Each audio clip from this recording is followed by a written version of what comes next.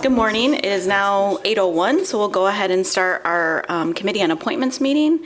Good morning, everyone. Good morning to those in the audience and on the line. We just have one action item on our agenda today, colleagues, but then we do have some discussion points and a little bit further discussion that we missed last week. Sorry, Commissioner Repart. Okay. So we'll review that. So our first item today is a resolution approving City Commission's appointment of Megan Cacho to the Parks and Recreation Advisory Board. Do I have a motion? So moved. Support. It's been moved and supported, colleagues. And I hope I'm saying Megan's name right, Mr. Marquardt. And I don't have anything to add to this, but certainly an important, one of our many important boards. All right, if there's no other comments, colleagues, all those in favor? Aye. Any opposed? All right, it carries. Thank you. Does that fill that, or is there an additional spot yet? Okay. That- All right. We're good. 'Cause I had So Mr. somebody Marquardt inquire. is shaking his head that this is now a fully filled board. Okay. Okay.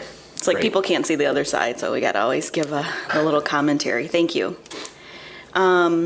Great, colleagues. So we can move forward. We have our regular discussion of our current boards and vacancies. I want to say thank you to Daniel. He's been working particularly on, especially during, as you all know, next week is the primary election. So this is a very busy time for the clerk's office. So I want to say thank you to both our city clerk and to Daniel for continuing to make sure that the appointments process is not forgotten. I think it's always a little bit harder in the summertime. But Daniel in particular has been working with some of our boards that are what will call industry specific or a very technical in nature body, maybe around, building design, some of those pieces. Certainly also important boards, but the population for who would serve in that would be much more defined. So Daniel's been working with the liaisons just to try to get a sense, like this meeting is happening once a year or twice a year. Because what I'd like to do at some point is kind of separate those out just so that we can see sort of the population points that we're pulling from. So I want to say thank you, Daniel. I know it's been a busy time in the clerk's office, so. But before we go through all of those, I do want to ask our city engineer, Mr. Tim Berkman. So we'll put you at the top of agenda, Tim. I know you came last week to talk about our Vital Streets Board. So colleagues, if you recall, this has been a board that has had a number of openings on this board. Initially when Vital Streets passed in our city, and I think it was 2013. Am I getting the timing right? I certainly wasn't on the commission. There was a desire to make sure that there was representatives from entire parts of our community, which included a number of community-based organizations. And so because we've had this opening, we've asked that question as, should we continue to have this number of openings? Has Vital Street sort of evolved in time and we have the appropriate oversight? It's doing what the intention was. And so the mayor's asked that question. I think many of you have asked that question. And thank you, Tim, for going back to the body and asking them that question. So if you don't mind giving the overview that you probably gave last week, and then we can determine what are the best next steps and make sure we're operating in efficiency and governmental excellence. Sure. Good morning, commissioners, and happy to do it again. As I mentioned a couple of weeks ago, we did take the direction that we heard in the May budget workshop session. I know Mayor Bliss and Commissioner Sassi, you spoke to it as well. This kind of recurring conversation about the vacancies and the size in the Vital Streets Oversight Commission. There are currently 11 vacancies on a 25-person commission, and we were asked to, again, explore reducing its size, making it more manageable, and trying to reduce overall those vacancies. We took this to the Vital Streets Oversight Commission for discussion at their June meeting, and some of the feedback that we got from the members was that they're comfortable with the reduction, but they wanted to make sure that we maintain our currently active members, of course. There's also uncertainty amongst the body as to why those vacancies exist, but the group would prefer to reach out to the organizations individually to try to understand kind of what the challenges are, what their interest is first before making a reduction. And that would provide an avenue for feedback and participation for these groups that have been supportive in the past, even if a particular position is to be eliminated. So our recommendation on a path forward would be, first of all, to stagger the 3-year appointment cycles. Right now, it's set up so that there's an entire turnover every 3 years, and obviously that's not ideal. Also maintain, of course, the mayor and commissioners' appointments on the board. But then to reach out to all the VSOC members with a survey for feedback before determining a final approach and reduced number. We'd like to propose an advisory position that continues to honor the public voices and the input that we've received historically, and that would intentionally seek that feedback going forward. But it wouldn't require a voting member or a presence at a meeting. Of course, the meetings are open. They're continued to welcome to be involved. They could receive agendas and minutes and some intentional outreach, but having that kind of advisory spot for folks to land in if they choose. So once that feedback is obtained from this outreach effort we'd like to conduct, we'd provide a final recommendation to you to amend the bylaws to be flexible in the addition or removal of an organization with a fixed number of appointments being maintained. Before we go through that effort, though, we wanted to come visit this group and see if there was any additional feedback or ideas that you had before we reach out with that engagement. Colleagues, do you have any thoughts or comments for Mr. Bergman? Just one question. Out of the 11 that we have, are they pretty consistent? Are they meeting attendant? Are we hitting quorum every meeting?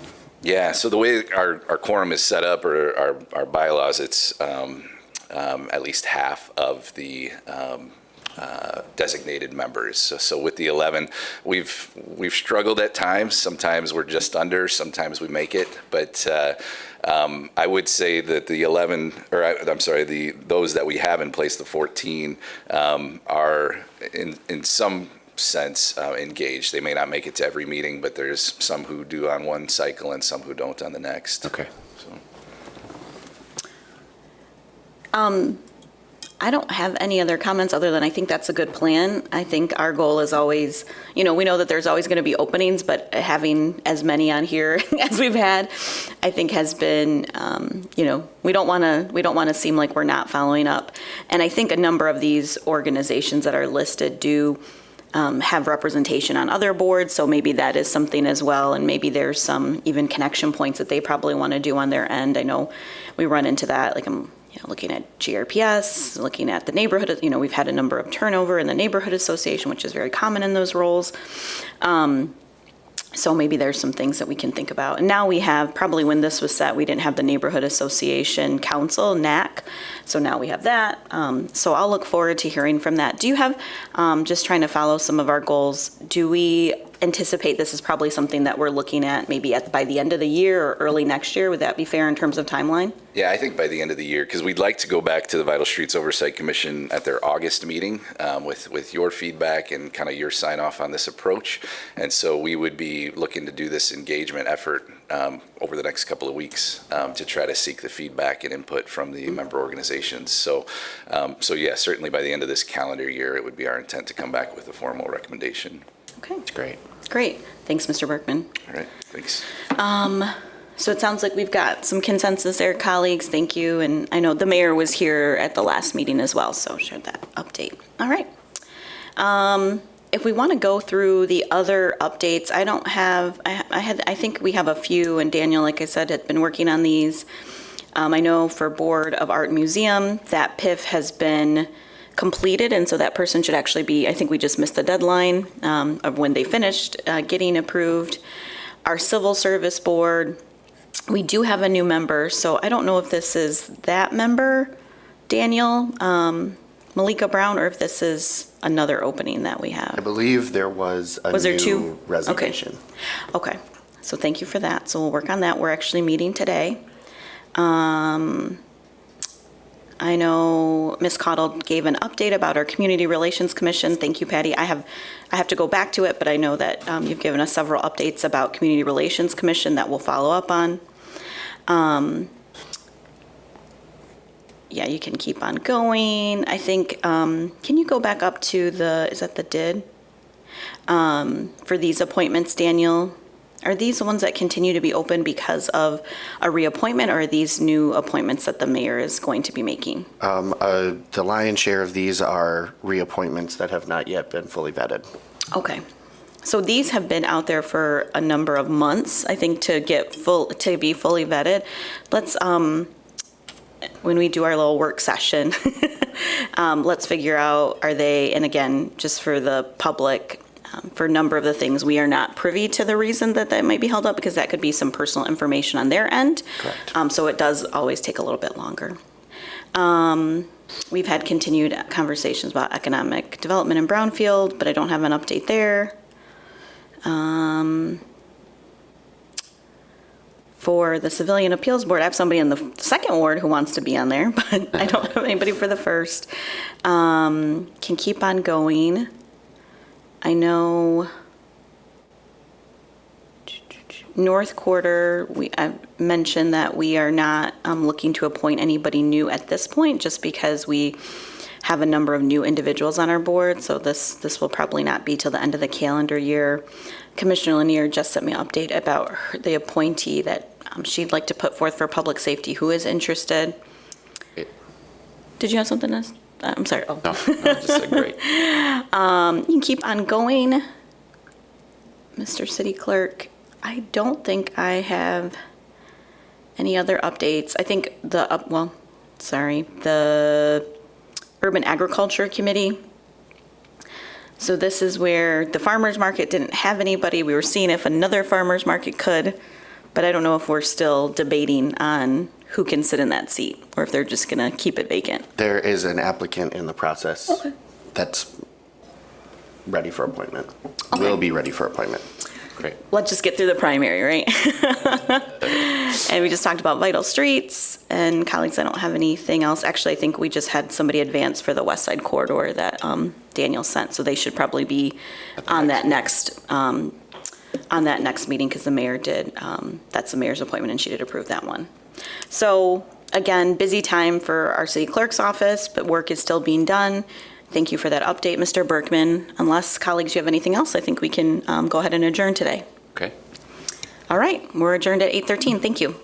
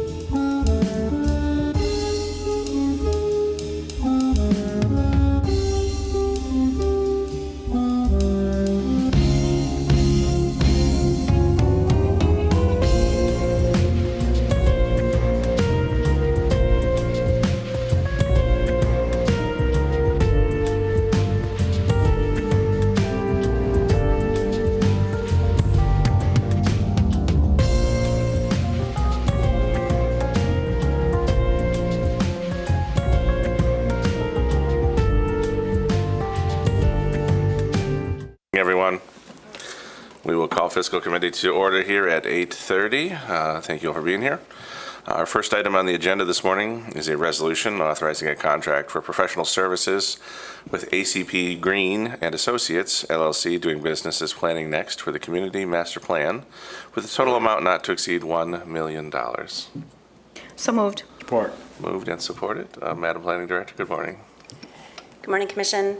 Thank you so much for this opportunity to present this item to you. I'm very excited to finally present the recommendation to award the Community Master Planning contract. As stated, it is a not-to-exceed amount of $1 million that will be budgeted over multiple years and does include a $300,000 amount supporting, $300,000 support from Mobile GR that will help align our transportation and land use plans. This recommendation comes to you on behalf of the steering committee selection team, which was comprised of a planning commissioner, 4 steering committee members, and planning department staff, Leila Islani and myself. The packet we've prepared for you should demonstrate our efforts that will create a plan that will help guide the future growth and development for the city of Grand Rapids over the next 20 years. I believe that we've been very intentional and thoughtful and progressive in our approach, and I hope that you see that through the packet that we've prepared for you today. We believe that this consultant team is well-positioned that will help guide Grand Rapids through this important process, and I'd like to conclude by expressing my gratitude to my colleagues in other departments that helped us get to this point, and specifically to Jay Steffen, Molly Cartwright, and Leila Islani within the planning department. They have been instrumental in getting us to this point, so I really appreciate their support. So thank you, Commissioners, and I hope you also support this project. Very good. Colleagues, questions for Ms. Turkelson about the contract? I am not. Thank you for the work. I did take the time to read through the packet, and I'm really excited. I think this is going to be really great for Grand Rapids, so thank you for leading this charge here. Those in favor? Aye. Opposed, same sign. Motion carries. Thank you. Item 2 is a resolution authorizing a write-off for $333.64 for water and sewer utility account balances for FY 2022. So moved. Support. Moved and supported. Good morning, sir. Morning, Commissioners. What you have in front of you is our annual write-offs, typically small amounts that, either we can't collect because people have moved out and left a balance, or they've left us with a credit in some cases as well, or it's underneath the $10 threshold. This is just an annual thing that we do. Very good. Colleagues, questions? All right, hearing none. Those in favor? Aye. Opposed, same sign. Motion carries. Thank you. Item 3, resolution authorizing a budget substitution for $393,840 for the reconstruction of Norwich Avenue from Curve Street to Hayden Street. So moved. Support. Moved and supported. Mr. Parkman, good morning. Good morning, Commissioners. So this contract was awarded to Nagel Construction back on June 21st. We'll be reconstructing about a third of a mile stretch on Norwich. That'll include replacement of existing water main, existing service lines, an estimated 44 of which are lead, new ADA ramps and sidewalks. Work is scheduled to begin in the spring of 2023 with completion next year. So asking for your approval of this substitution between Water System Fund project accounts to provide the necessary funding for the project. Colleagues, questions? All right, hearing none. Those in favor? Aye. Opposed, same sign. Motion carries. Item 4 is a resolution authorizing a budget substitution for $383,600 for replacement of lead service lines at various locations, contract 2022-1. So moved. Support. Moved and supported. So this is the first of 3 contracts throughout the city to replace lead service lines. An estimated 337 lines will be replaced under this contract. Project was awarded on June 21st with a total not to exceed amount of just over $2.9 million. We're anticipating reimbursement in the amount of $2.56 million through the state's drinking water revolving fund program. So the net local cost at the end of that would be $383,600, which is the amount of this substitution that we're requesting between Water System Fund projects accounts. Very good, colleagues. All right, those in favor? Aye. Opposed, same sign. Motion carries. Thank you. Thank you. Item 5 is a resolution authorizing additional auditing professional services with Plant Moran PLLC for an amount not to exceed $15,000 for the year ended June 30, 2022. So moved. Support. Moved and supported. Our Deputy Comptroller. Good morning, sir. Good morning, Commissioners. The city has a professional services contract with Plant Moran to perform audit services for the fiscal year ending June 30th, 2022. Part of the audit process is to perform a risk assessment procedures. Now, risk assessment is a term that is used to describe the overall process or methods where the auditors identify and evaluate several aspects of the city's operations. And it helps them guide the audit process. Part of that risk assessment is to make inquiries to those charged with governance and key top management officials to get their understanding of their views of the risks of fraud within the city and controls that are being done to address those. We have requested that the auditors to expand this scope to a larger sample of city employees across all levels in order to gain a better understanding of their knowledge of the risk of fraud in the city, the programs and controls that are conducted within the city to mitigate this specific risk identified, as well as other relevant information. The auditors will utilize their forensics group to perform this service. This is a group that's separate from the audit team. Utilizing a combination of questionnaires and in-person interviews, the estimates would be for an amount not to exceed $15,000. And if it's approved, it will be funded through the General Administration's Department's fiscal '23 budget. Very good. It is anticipated that this is a one-time expense because once they've conducted the initial risk assessment and we have an understanding of their process, it's a function that we'll take on within the Comptroller's Department in future years. So I'd be happy to answer any questions that you may have at this time. Colleagues, questions? None. All right. No. Hearing none, those in favor? Aye. Opposed, same sign. Motion carries. Thank you, sir. Item 6, ordinance amending Section 1 of the Budget Ordinance 2022-13 for fiscal year 2023, amendment number 1. So moved. Support. Moved and supported. Mr. Sain, good morning. Good morning, Commissioners. Today we have 5 budget amendments before you. 4 of those 5 amendments come to us from the Our Communities Children Department. These will appropriate various grant awards, and none of them require any local grant match. The first item is funded from the Heart of West Michigan United Way. The awards support the STEAM professional learning community of the Expanded Learning Opportunities Network. And the second one supports the T2C Studio Grand Rapids Center for College Success. Both programs are receiving $95,000 each, and we are today requesting appropriation for year 2 and 3 of a 3-year contract, bringing the total appropriation to $380,000 in the other grants fund. Item 2 is also 2 grant awards totaling $104,300. The first award comes from the Grand Rapids Community Foundation's Dream Fund to support the T2C Studio for Summer Melt activities. That will provide funding of $9,300 to OCC this fiscal year. The second grant award is again from the Heart of West Michigan United Way. It's for the Grow 1000 Academy to support youth employment programming for 18 to 24-year-olds. And this program will provide $95,000 to OCC in fiscal '23. Item number 3 is more of an administrative true-up item. This is going to increase budget revenues and appropriations by approximately $139,000, aligning revenues that have already been received to budget appropriations.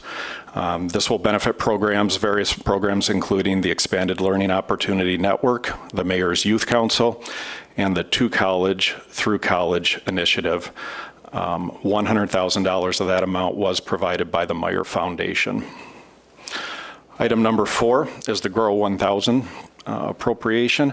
This will recognize and appropriate $341,600 primarily from sponsorships and employer wage contributions for the Grow 1000 Youth Employment Initiative, and it will support the 2022 summer program. The 5th and last item is from the Comptroller's Department. This is the companion budget amendment to the item that our Deputy Comptroller just spoke to. This will appropriate the $15,000 for the additional risk assessment procedures provided by Plant and Moran. And again, as the Deputy Comptroller pointed out, this is anticipated to be a one-time expense as the department plans to take the practice over in future years. The last thing I'll note is our contingent balance remains at $2.5 million. This early in the fiscal year, as expected, there have been no requests for use of that funding. Our policy level is 1.5 million, but we have increased it this year only just due to the various things going on in the economy. Everything from supply chain issues, inflation, labor issues, that type of thing. Thank you. Very good, colleagues. Questions regarding any of these budget items? All right. Thank you. Hearing none, those in favor? Aye. Opposed, same sign. Motion carries. Thank you, sir. Item 7 is a resolution authorizing a contract with Experience Grand Rapids in the amount of $150,000. So moved. Support. Moved and supported. Mr. Sain? Thank you. Before you have a resolution authorizing a contract for fiscal year 2023 in the amount of $150,000 with Experience Grand Rapids. Experience Grand Rapids produces significant economic impact for our community by marketing by marketing Grand Rapids as a destination city. $50,000 of this will be funded from the promotional property tax levy, and the remaining $100,000 is funded from an appropriation included in the fiscal 23 general operating fund budget. I'll note that this investment helps support Experience Grand Rapids diversity, equity, and inclusion work and multicultural business development to increase its reach to multicultural visitors, use a more diverse vendor base, and engage the community. Some additional information is available on the attachment regarding their development plan and specifically the multicultural business development. Thank you. Very good. Colleagues, questions? All right. Hearing none, those in favor? Aye. Opposed, same sign. Motion carries. Item 8 is a resolution approving a professional services agreement with Elan Financial Services for commercial charge card and account services. So moved. Support. Moved and supported. Good morning. Good morning. This resolution before you will formally conclude the city's migration of banking services to Macatawa Bank. On October 9, 2019, the City Commissioners approved a resolution authorizing a contract with Macatawa Bank to provide operational and custodial banking services as needed. At that time, it was stated additional time was needed for discovery and work during transitional time with other services such as purchasing cards. The COVID-19 pandemic and the retirement of the city's former accounts payable supervisor delayed this work until recently.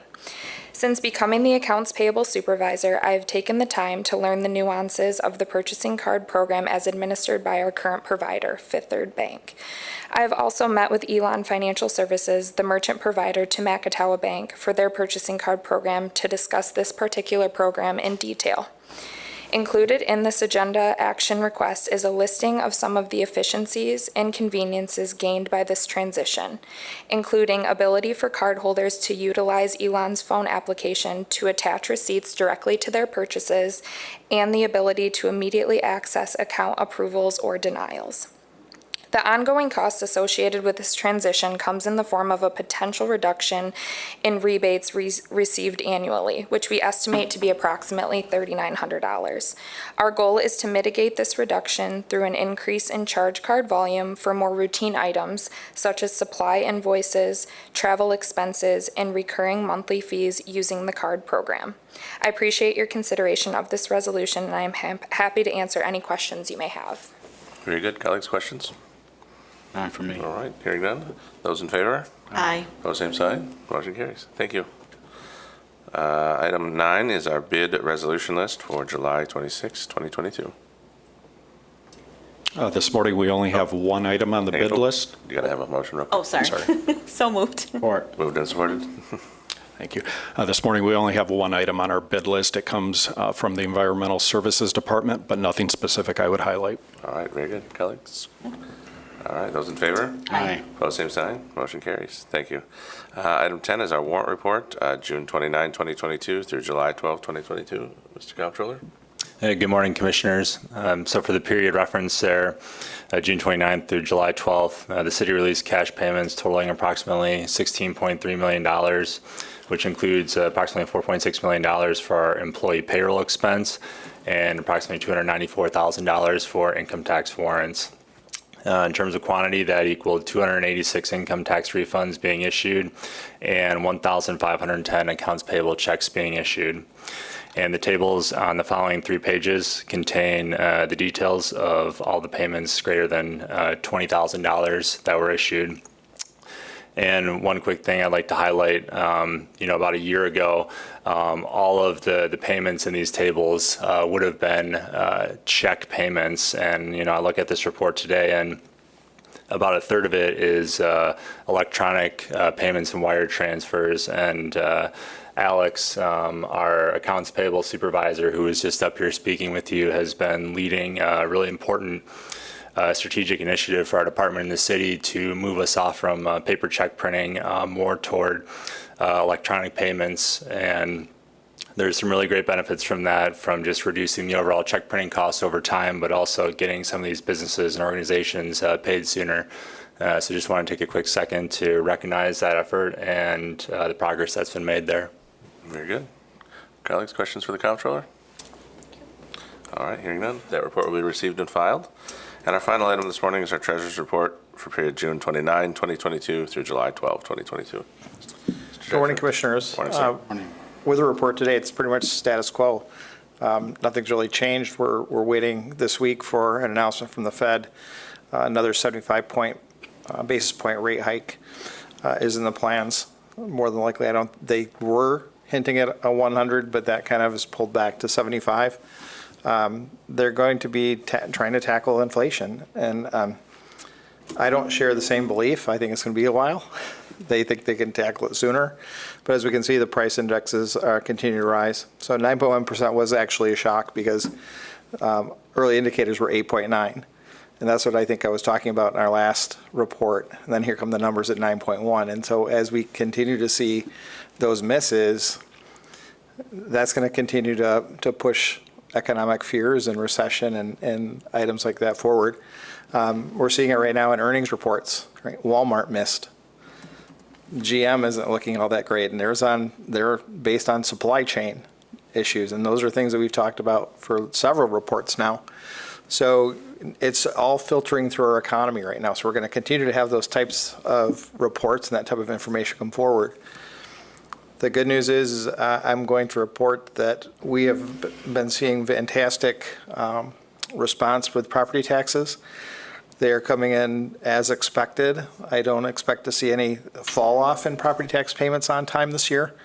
That was a big concern of mine, because as we see gas prices go up and people's budgets being constrained, are they going to make their payments on time? Are they going to delay their payments a month or 2 months or 3 months just, because they don't have the funds right now? But what we are seeing is that it is coming in very much on schedule. And we're fortunate for that. And you can see that in the numbers that we're reporting for our funds managed. We're now up to $581 million. But note on that, that's predominantly tax money that's not all ours. We collect it for 8 or 9 other taxing authorities, and we'll have to distribute that over the next 2 to 3 months. And so you'll see that fluctuate a little bit. But that should go up a little bit higher. It should go up to about a little bit over $600 million before it comes back down to about $560 million. So that's just the nature of our work. But the nice thing about it is we're still earning good interest at 1.72%.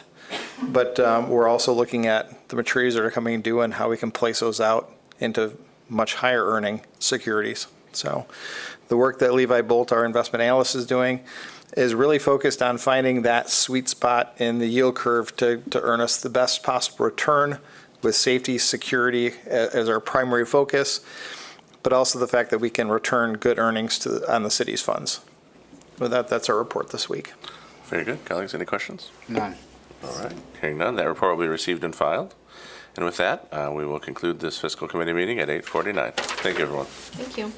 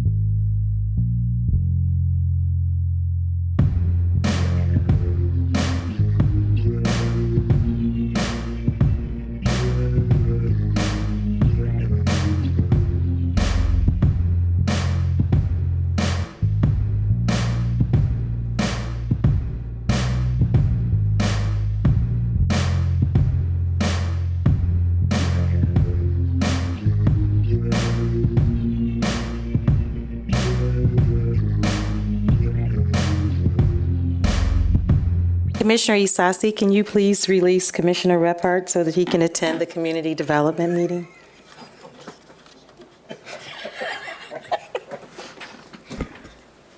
Good morning.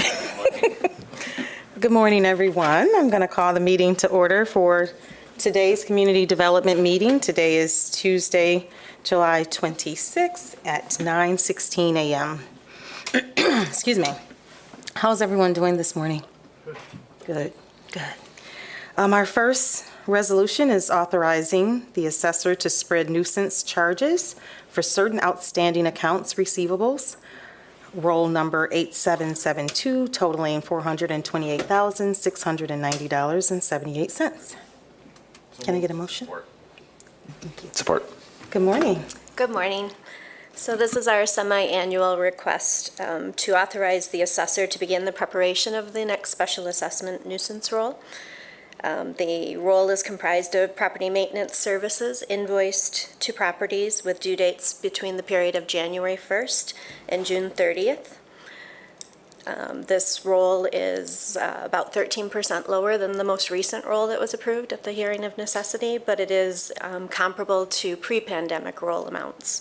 It is about 18% of the total billed amount. So this roll is representing only about 18% of what was billed with the due dates January 1st through June 30th. Any questions? I don't have any questions. None? All in favor, signal by saying aye. Aye. Aye. Opposed, same sign. It carries. Thank you. Thank you. Thank you. Have a great day. Our second resolution is approving an increase of $23,100 for tank painting at Knapp, Leonard, and Cambridge tanks for a total not to exceed $677,800. So moved. Support. Good morning, Commissioners.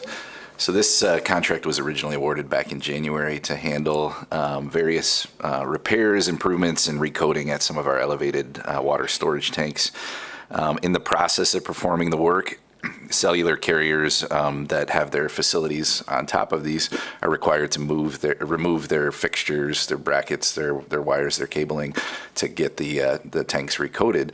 The issue is some of the carriers have gone out of business, for example, Nextel and Metro PCS, and have left several cables and brackets abandoned in place. So we were able to remove some of those on one of the tanks with contingency funds, but need an increase of $23,100 to complete the work at the remaining tank. So asking for your approval of this increase.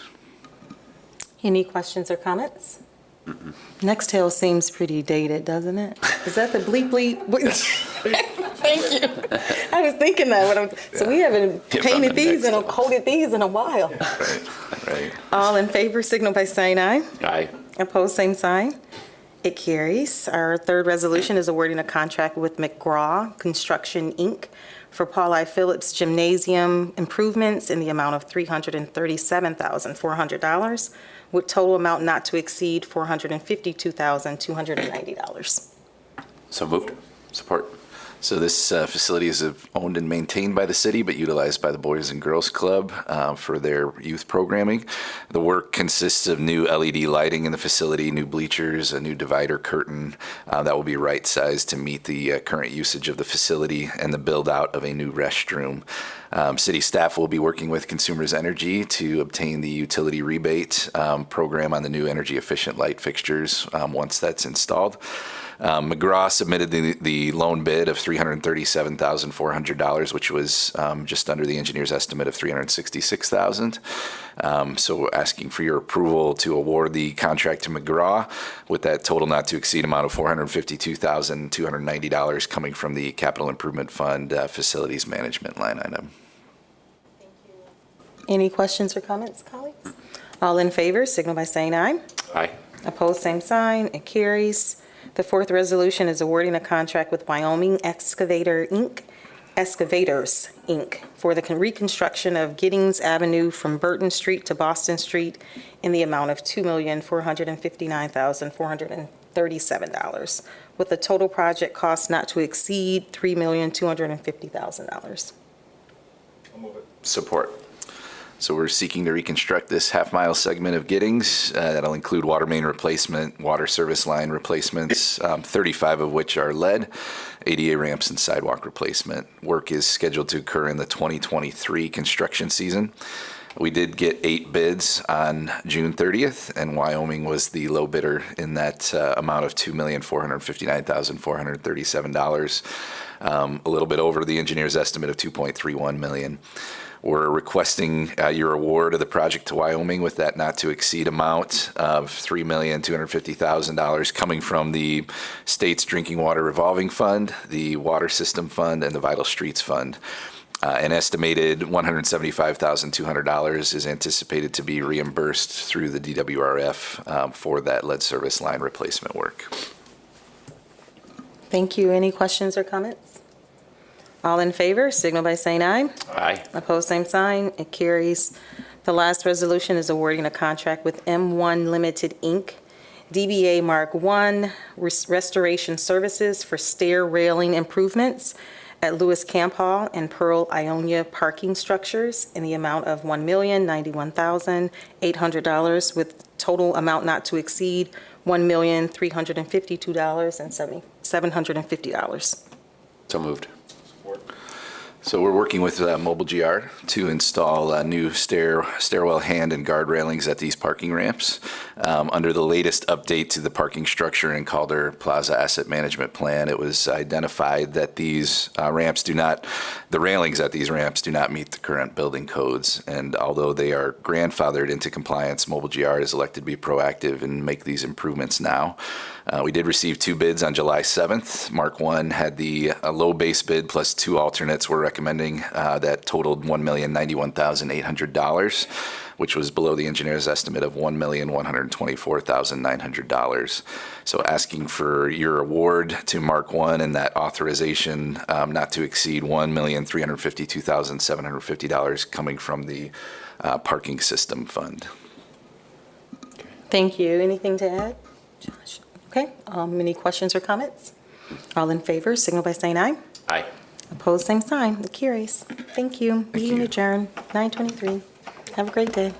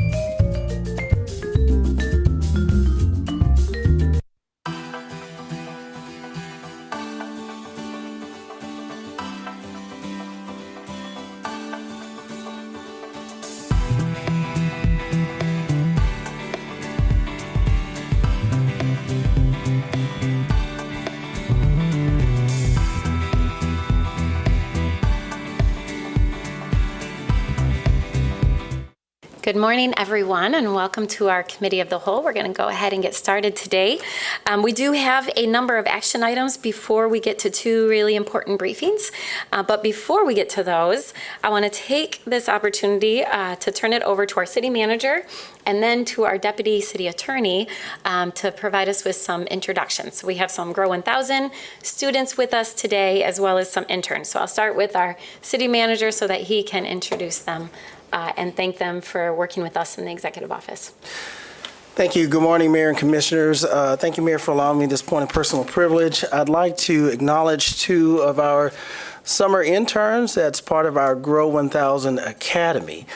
We have two versions of the Grow 1000 program this year where we have almost 200 students. Some are in high school and others are college students. And I would like to begin by acknowledging Pablo Villavazzo, who is a former member of the Mayor's Youth Council. Here's Pablo there. And he's also a member of the Promise Zone and a Grand Rapids Community College student. And we are so glad to have him in our office. The regular high school Grow 1000 program will be concluding next week. It's only a 6-week program, but the academy is a longer period where we work with college students, and he'll be here through November. And also would like to acknowledge Alexander DeWeese. He is a software engineer IT specialist and has a passion for technology, and we are grateful to have him. He too is also a student at Grand Rapids Community College and will be interning in executive office through the end of November and has already done amazing things in helping us with solutions in our office. So we appreciate his work as well. So nice having them with us. And then Deputy City Attorney, do you want to introduce your interns? Thank you. We had 4 interns in our office. 3 of them are joining us today, I believe. They're Jordan Orr and Gabrielle Prekop. If you could stand in the back. And is Christian Colhan here yet? He was going to come up as well.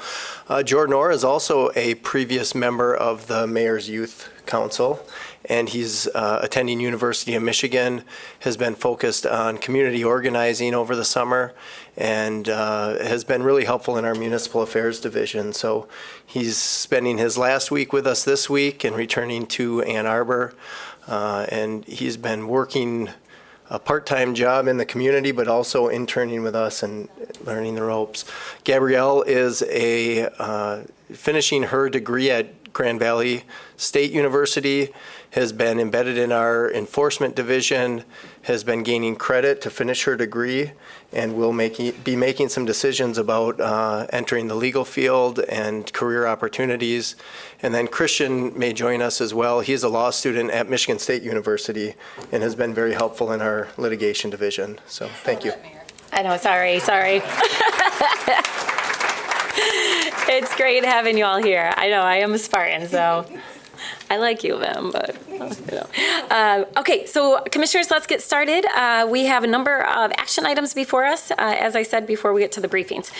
The first one is a resolution approving a 10-year obsolete property rehabilitation exemption certificate pursuant to PA 146 of 2000, and this is for the project located at 644 Bridge Street. So moved. All right, moved and supported. Mr. Gracia, you want to tell us about this? We did have a public hearing. I think we're all pretty familiar with this project as well as the other ones on our agenda today. Yes, good morning, Mayor, Commissioners, City Manager. So this is project at 644 Bridge Street Northwest, and it's a 2-story existing vacant structure, about 3,600 square feet that essentially will be rehabilitated for a future tenant. And total investments just about $575,000, and this exemption obviously will help with those improvements. And the project also receives support from the West Side Corridor Improvement Authority to help with the facade improvements. Great, thanks. Commissioners, any questions or comments? All right, seeing none, I'll call the question. All those in favor say aye. Aye. Aye. Those opposed? It carries. All right, next that will take us to a resolution approving a revised brownfield plan amendment for 900 Cesar E. Chavez redevelopment project. Can I get a motion? Moved. Support. All right, moved and supported again, Commissioners. I know we are familiar with this project. It's been in the works for a couple years now, and we did have a public hearing for it last at our last meeting. Mr. Gracia, anything to add on this? Nothing new, just, again, this is important for a minority-owned developer to do some investments specifically on Granville Corridor, and so this would be a part of his corporate headquarters and also potentially for Supermercado Mexico as well. Yeah, thank you. It's a great project. Commissioners, any questions or comments? All right, all those in favor say aye. Aye. Those opposed, it carries. All right, next we'll take us to a resolution approving a brownfield plan amendment for the Academy Manor project at 43 Lakeside Drive Northeast. Support. All right, moved and supported by our second ward commissioners. Mr. Gracia, anything to add on this? Nope, just 108 rental and units, and most of them being on the affordable side, which is important to meeting our affordable housing needs in the city. Yeah, thanks. An important site in our city. Commissioners, any questions or comments? All right, all those in favor say aye. Aye. Those opposed, it carries. All right, next that will take us to a resolution approving a brownfield plan amendment for Dwelling Place Regional Community Land Trust Project, and this is located at 2080 Union Avenue Southeast. Can I get a motion? Moved. Support. All right, moved and supported. And Mr. Gracia, you want to tell us about this item? Yep, so this project will result in 42 homes to be constructed as part of the Dwelling Place Community Land Trust Project. And again, it's important to meet our affordable housing needs at the city.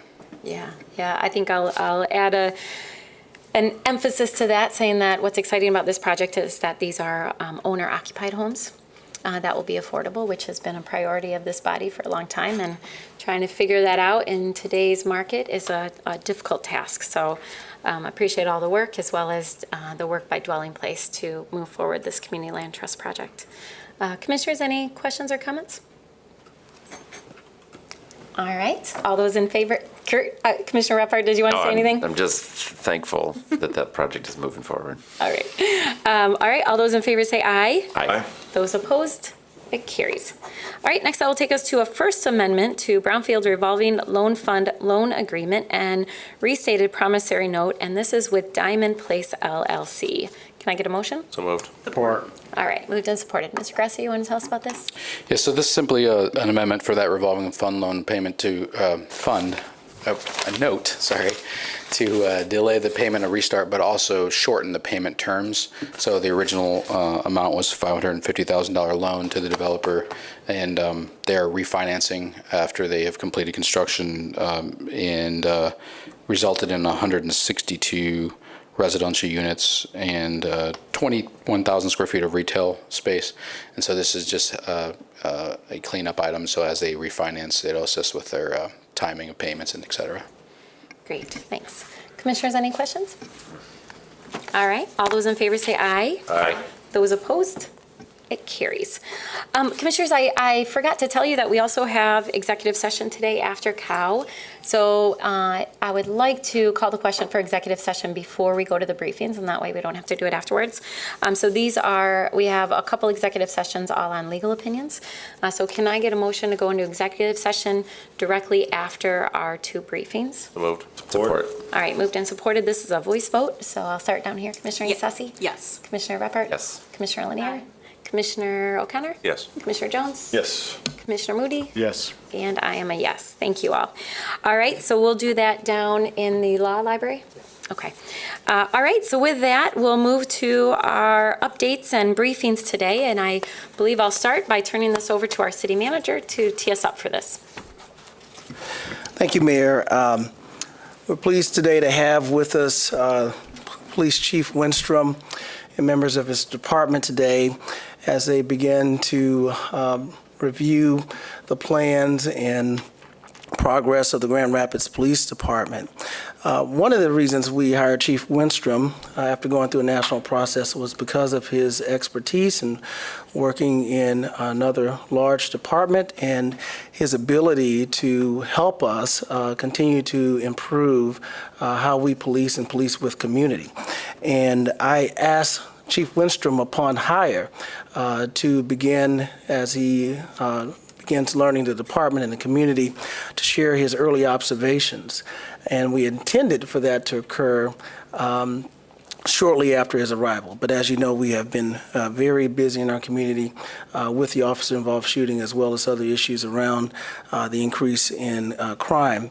And so during the budget presentation on May the 10th, as you recall, when the police department presented their budget, I signaled at that time that Chief Winstrom would come back to the Committee of the Whole some 60-plus days later and provide his observations, his evaluation and plans for the police department. And we're pleased to have him do that today.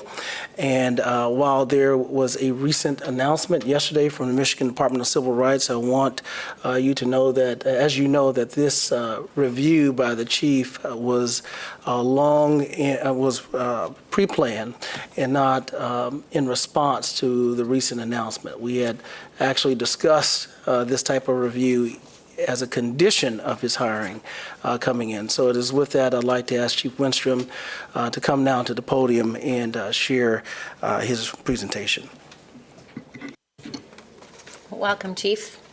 Thank you, Mayor. Thank you, Mr. City Manager and City Commission for the opportunity to share my observations about public safety in our community and my plans for moving the department forward. Now, I was hired to bring positive change to the Grand Rapids Police Department, and I'm going to talk about several areas of change today, including policy and procedures, training, deployment of resources, and our role in the community. Our community did suffer serious trauma from 2020 through the pandemic and the April 4th killing of Patrick Lyoya, and I know we have a lot of healing to do.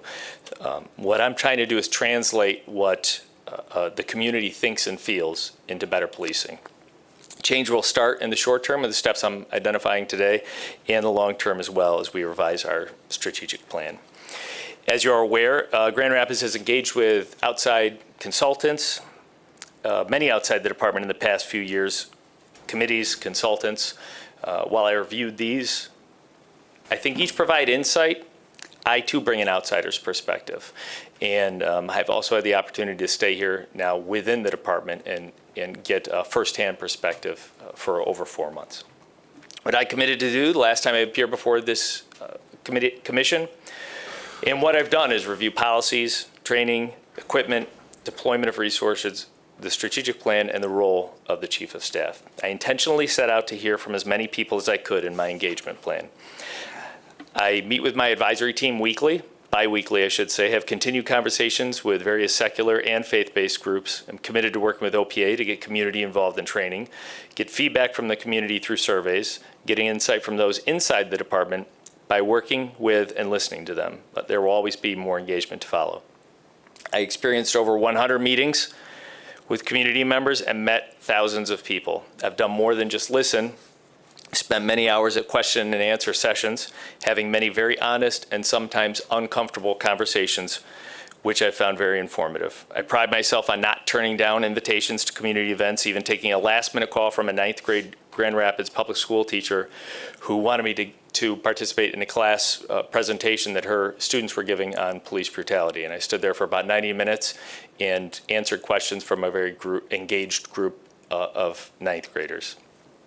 My observation is that people want good police service. I've heard the term over-policed and under-protected. Overwhelmingly, residents and businesses have told me mutual respect is critical to our success. And they absolutely want to see more police officers. And they want those officers focused on important things, safety and making people feel safe. Our department has an excellent training culture, meaning we can successfully move the department forward with any changes we make now or in the future. In the past, some in policing have seen constitutional safeguards, such as the First Amendment's protections of free speech, the Fourth Amendment's protections regarding search and seizure and use of force, and the Fifth Amendment's protections regarding custodial statements as impediments to police work. To the contrary, proper constitutional policing is the key to trust and safety in our profession.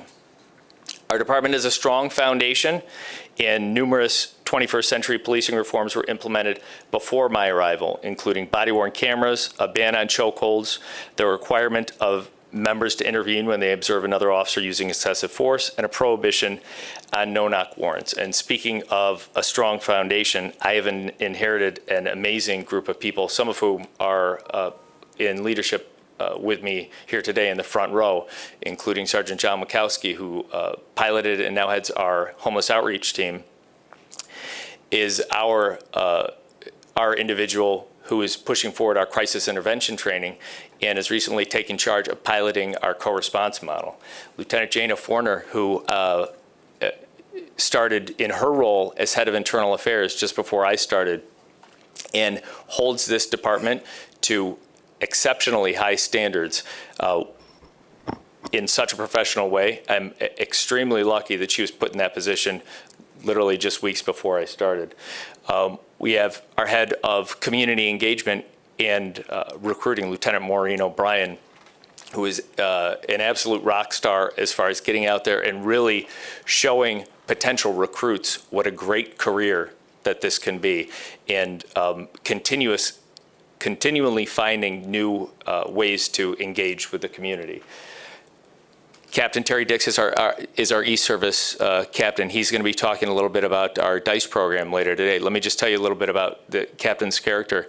When one of our officers was charged with murder recently, we went to morning roll calls to break the news that was going to happen. Obviously, an emotional thing for the officers to wrap their heads around.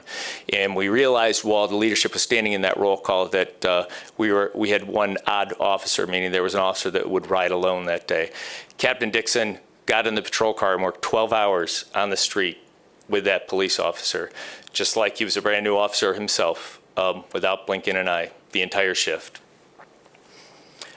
Lieutenant Dave Siver is here. I mentioned the excellent training culture. It's because of him that we have this training culture. He has created a training cadence that allows any changes that we bring forward to seamlessly be put in place so that our officers on a schedule can obtain that training quickly and efficiently and continuously. So as we make changes, and reform is a journey, not a destination, as we make positive changes in the police department, he has put a system in place to make sure that our officers can be properly trained in that system.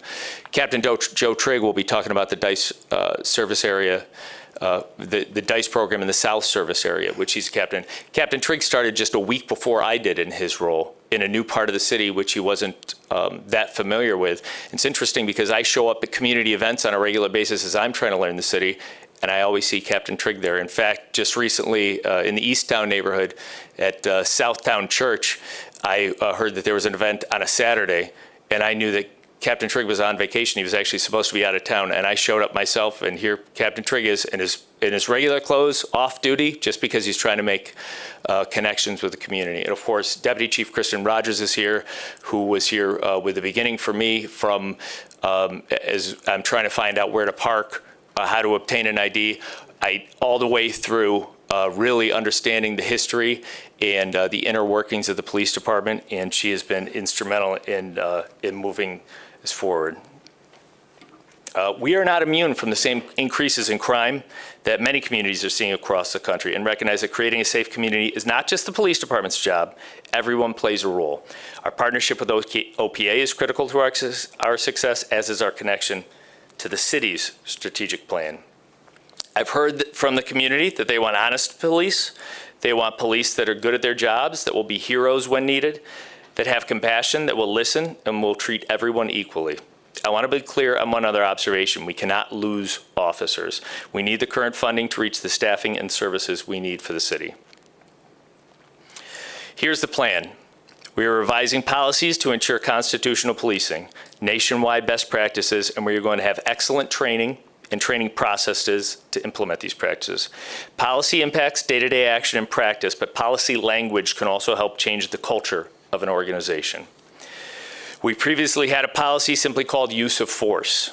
By changing the name and the purpose to put use of force last and de-escalation first, we're really highlighting the goal, which is of obtaining a peaceful resolution to every encounter. That doesn't mean that will always happen, because the reality is sometimes officers must use force to do their job for the people of the city, but this is an important change.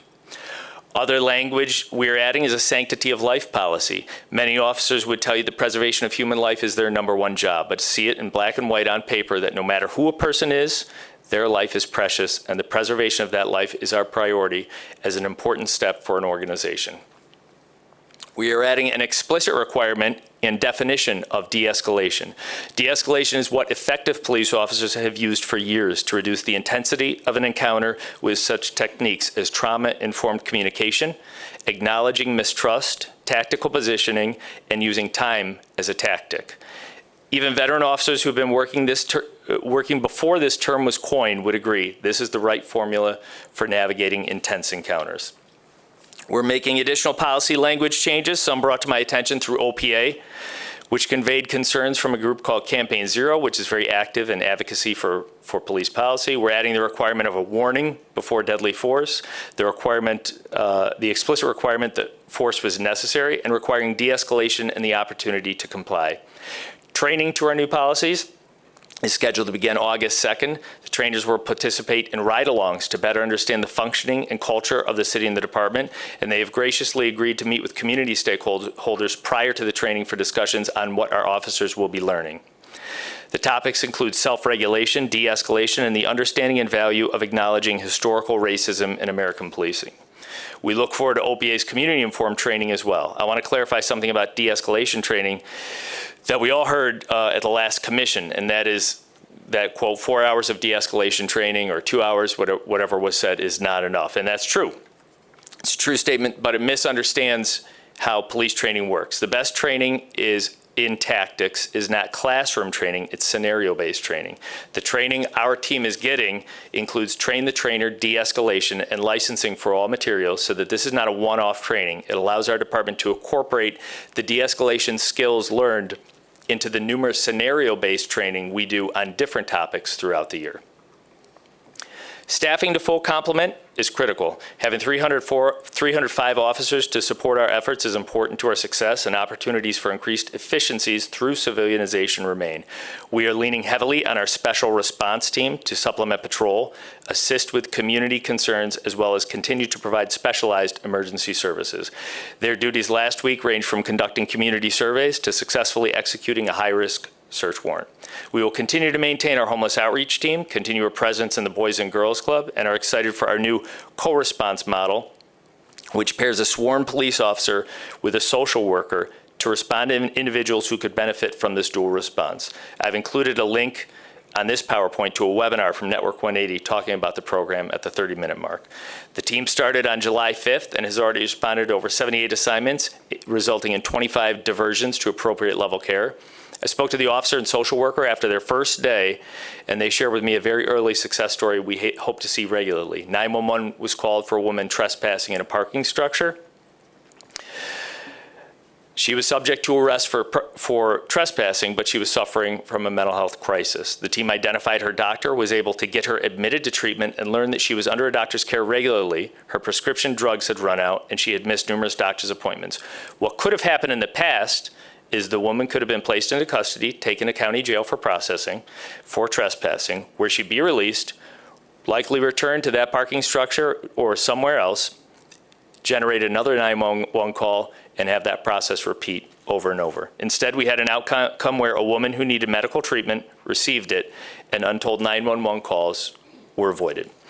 We continue to work on our efficiency, having recently empowered supervisors to administratively close calls which do not require a police response, and empowering officers to write abbreviated reports where appropriate. I'm looking forward to strengthening the Freedom of Information Act unit, and will propose adding a domestic violence victim advocate to our victim advocate services.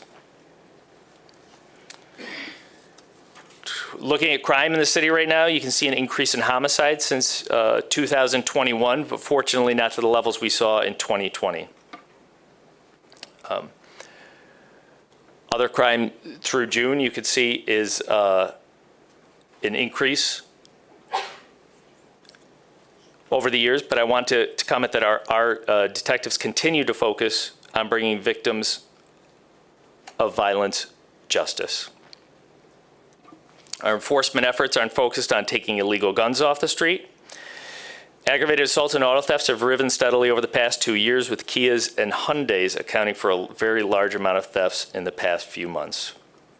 Our detectives are doing an excellent job with all crime and doing an incredible job of bringing violent criminals to justice. Officers on the street are doing an exceptional job as well, recovering on average 1.5 illegally possessed firearms every day. We've made on average this month at least one arrest a day for possessing a stolen motor vehicle. And these numbers prove our officers are fully engaged and focused on reducing violence. Just this past Saturday, we had a stolen vehicle ram one of our police cars. 4 occupants were arrested, and they were in possession of 2 illegally possessed handguns. These are the kind of offenders we need held accountable for their actions, preferably before they are able to use those firearms. Crime data is very valuable to determine resource allocations. At our first data meeting, we put up a so-called heat map indicating the concentration of violent crime in the city. The police leaders in the meeting with me all said that they could have correctly guessed the hotspots because they had been the same for years. You see the designations around Eastern and Martin Luther King Street and in the Burton Heights neighborhood. Those areas, along with the Hartside Park, are the current focus of our DICE program. Our DICE, or Data-Informed Community Engagement, is based on the idea of identifying areas that could benefit from additional resources, engaging with residents and other stakeholders about the issues we see, and working together for improvement. The service area captains spearhead DICE and create service referral tracking numbers to monitor activity. Not only do the captains connect directly with the stakeholders, but DICE gives them the opportunity to create more community engagement opportunities for the sergeants and police officers assigned to the areas. The Hartside Park program was not generated by violent crime data. In fact, although there have been several highly publicized incidents of violence downtown, the area hasn't seen the same level of violence as other neighborhoods. But GRPD heard appeals directly from the community around Hartside Park that residents there saw an active drug trade, bringing other criminal activity, including violence, and a general feeling of being unsafe. As I've said publicly many times, I do not think arresting those addicted to drugs is the most beneficial approach for either the community or the arrestee, but enforcing the law against people profiting from the illegal sale of drugs is appropriate and effective. We've begun the enforcement portion of this operation this morning at 10 a.m. As I speak, we are moving to arrest 10 drug dealers who have been in this neighborhood, each of which we have already obtained warrants for. I anticipate seeing an immediate drop in criminal activity, and we want to send the message to the drug dealers that plaguing our neighborhood that Grand Rapids isn't going to put up with you profiting from destroying people's lives. We have also contacted our local missions, downtown service providers, and harm reduction organization Red Project to mitigate the potential impact this disruption of the drug supply on those with dependencies. I'm going to ask East Service Area Captain Terry Dixon, to come up for a brief update on his DICE operation, which is getting underway. I'll leave this for you if you want the next slide or that one. Sure. Good morning, Mayor, City Commissioners, and City Manager. So after the data was presented and the crime stats were made available to the service area captains, we then had to design and figure out the exact location and the boundaries for the data-informed community engagement operation. That operation would first begin with consulting, advising, contacting the community at large. We began to do that with meetings with the neighborhood associations, the business associations in that particular area, and we also conducted foot patrols in that area, contacting or at least knocking on over 543 residents in the designed area within Burton Heights. Specifically on the map, as you can see it, Quigley to the north, that first part down to Cutler, Buchanan, and Division, and we had noticed that a lot of the crime was somewhat originating in that particular area and then spreading south on Division all the way down to 28th Street with certain activities such as drug activity, whether that's dealing or using, and also prostitution. So our efforts to enforce or begin to combat that began with community engagement and then meeting with all the groups, some residents, and then on Saturday we moved into the area of our first enforcement activity in that particular area, which due to inclement weather, kind of put a damper on that particular operation, and it did not really. It resulted in 2 traffic stops, 1 attempted traffic stop of a vehicle, a Kia, that fled from us, and also we assisted patrol with 3 calls for service before I ended up canceling that operation due to the weather. But moving forward, we will, and do have plans of additional operations, as well as continued community engagement, foot patrols, and meeting with residents in that particular Garfield Park area. Specifically, my next contact will be on August 2nd, where I will attend the Garfield Park Neighborhood Association's event for National Night Out. So that will continue as well. This particular program will be moving forward for the next 3 months. During that entire 3-month period, I will be consistently evaluating and tweaking as we move forward in order to bring crime down in that particular area and make the area more safe for everyone.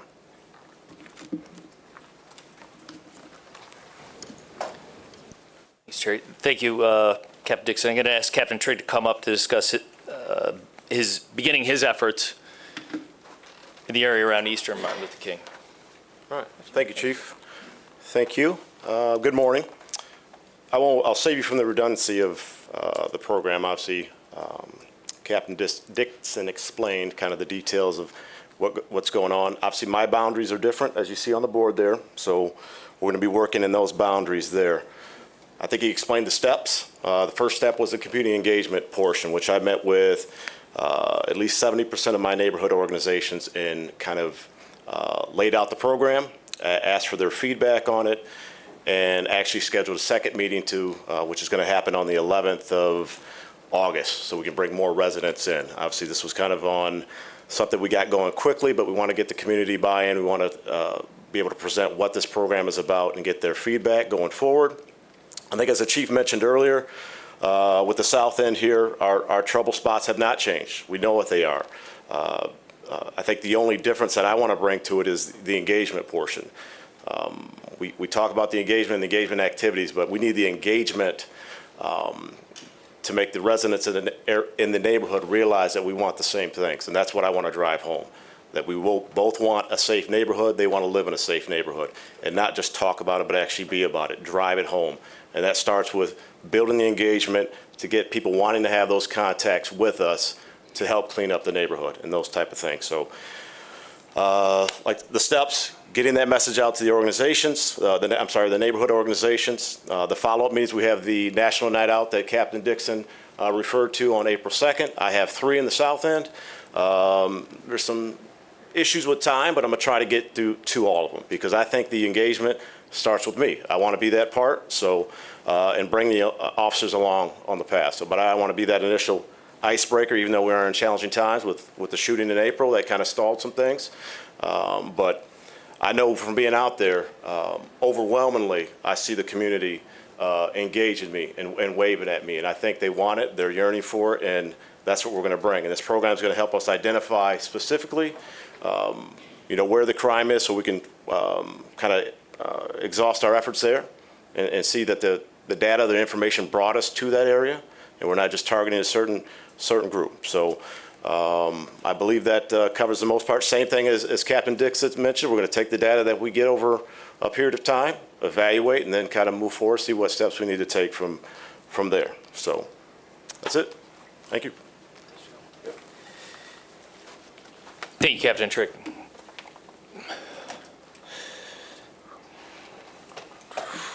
We can't do it alone. Whether it's our partners at Network 180, the Grand Rapids Fire Department, Private Security, Parks, Cure Violence, the Downtown Development Authority, other city agencies, we all have a role to play in public safety. We've seen the positive impact surveillance can have on deterrence and addressing crime condition. It's important to ask in government who else can help. We'll continue to collaborate with OPA on training and accountability to assist Cure Violence in their efforts. Our IT team recently changed the way we collect data to bring crime down to the 100 block level for better analysis of the results of Cure Violence activities at their request. And for the first time, they also made a modification to our system to record shooting incidents, which is a valuable data point. I want to share with you, I wanted to share with you an example of the outstanding efforts of our officers recently, and I didn't have to go back far. This is from July 20th. This was an arrest made by our SRT team in conjunction with our detectives and our vice.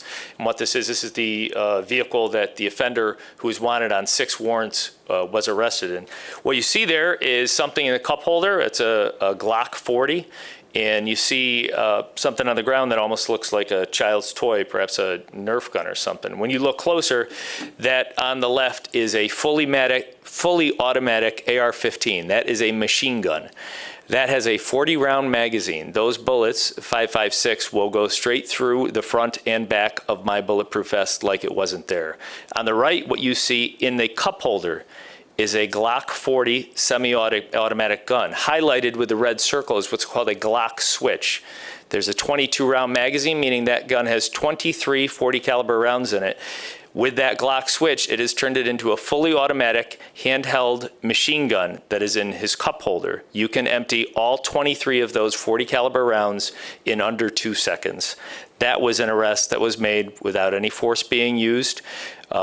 This is the sort of arrests that our officers are making on a regular basis, and I think we really need to acknowledge the excellent work they're doing, remaining engaged when we take these, especially these machine guns, off the street before violent offenders can use them. That's exceptional work. The plan for GRPD is to implement policy changes, train to those policies, and work with OPA on community-informed training this fiscal year, which can inform the evolution of public safety. The plan is to accelerate collaboration with other city departments and strengthen our connection to the community with our involvement in the SAFE Task Force. Cure Violence, Grand Rapids Justice and Governance Partnership, consider expansion of the co-response model and regularly report to the Public Safety Committee and the Commission on our progress. Our update to the strategic plan begins today and will mold our approach for the coming years. Our success will be measured in community sentiment, crime data, feedback, training progress, co-response outcomes, and staffing and deployment progress. We recently authorized 10 academy recruits. We have 9 currently in the academy and are actively seeking lateral transfers to fill vacancies, with 3 already in the process. We're also sitting down with promising software vendors to maximize our efficiency during the recruiting process. I want to thank everyone in this city who's been willing to engage with me on making GRPD the best it can be. We need the city's support to be successful together. I've just been reviewing body-worn camera footage of officers who rushed into a chaotic shooting situation recently and saved the life of a young man, carrying him to safety as shots still rang out when rushing him to the hospital while providing first aid. You have a police department filled with men and women willing to run toward gunfire for the people in the city. I'm very fortunate to work with this group of real heroes, and I'm thankful every day I've been given the great honor of leading them. Thanks for your time. I'm happy to take questions. Mayor, if I could, before questions from the commission as we conclude the staff briefing. Thank you, Chief, and your entire team. I too want to thank the chief for his work and the leadership of the department for their work, as well as all the officers in the police department in this very difficult moment for our city, where we are under constant scrutiny for not only current actions but past actions. We still have to find a way to balance the desires of the community and the desire not to be over-police and to have reform, but also have effective policing, because we still have a criminal element in our city that we have to address to make sure that people are safe and feel safe at all times.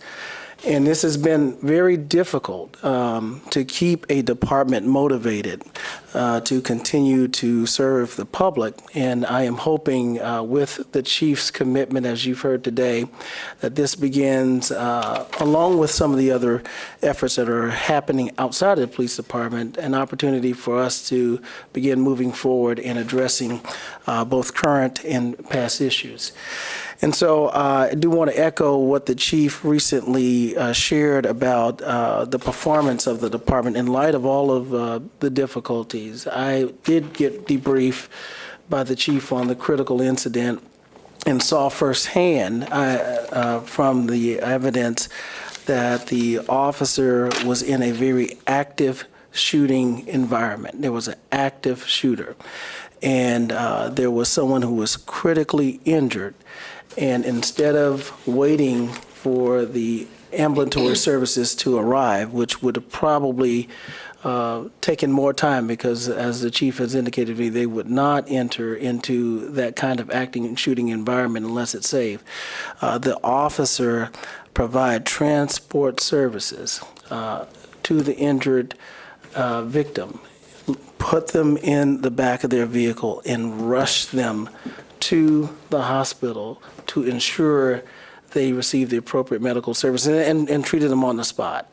And that is the kind of brave, compassionate, and equitable policing, because the person that was doing the transporting, the victim was a person of color, different from the officer.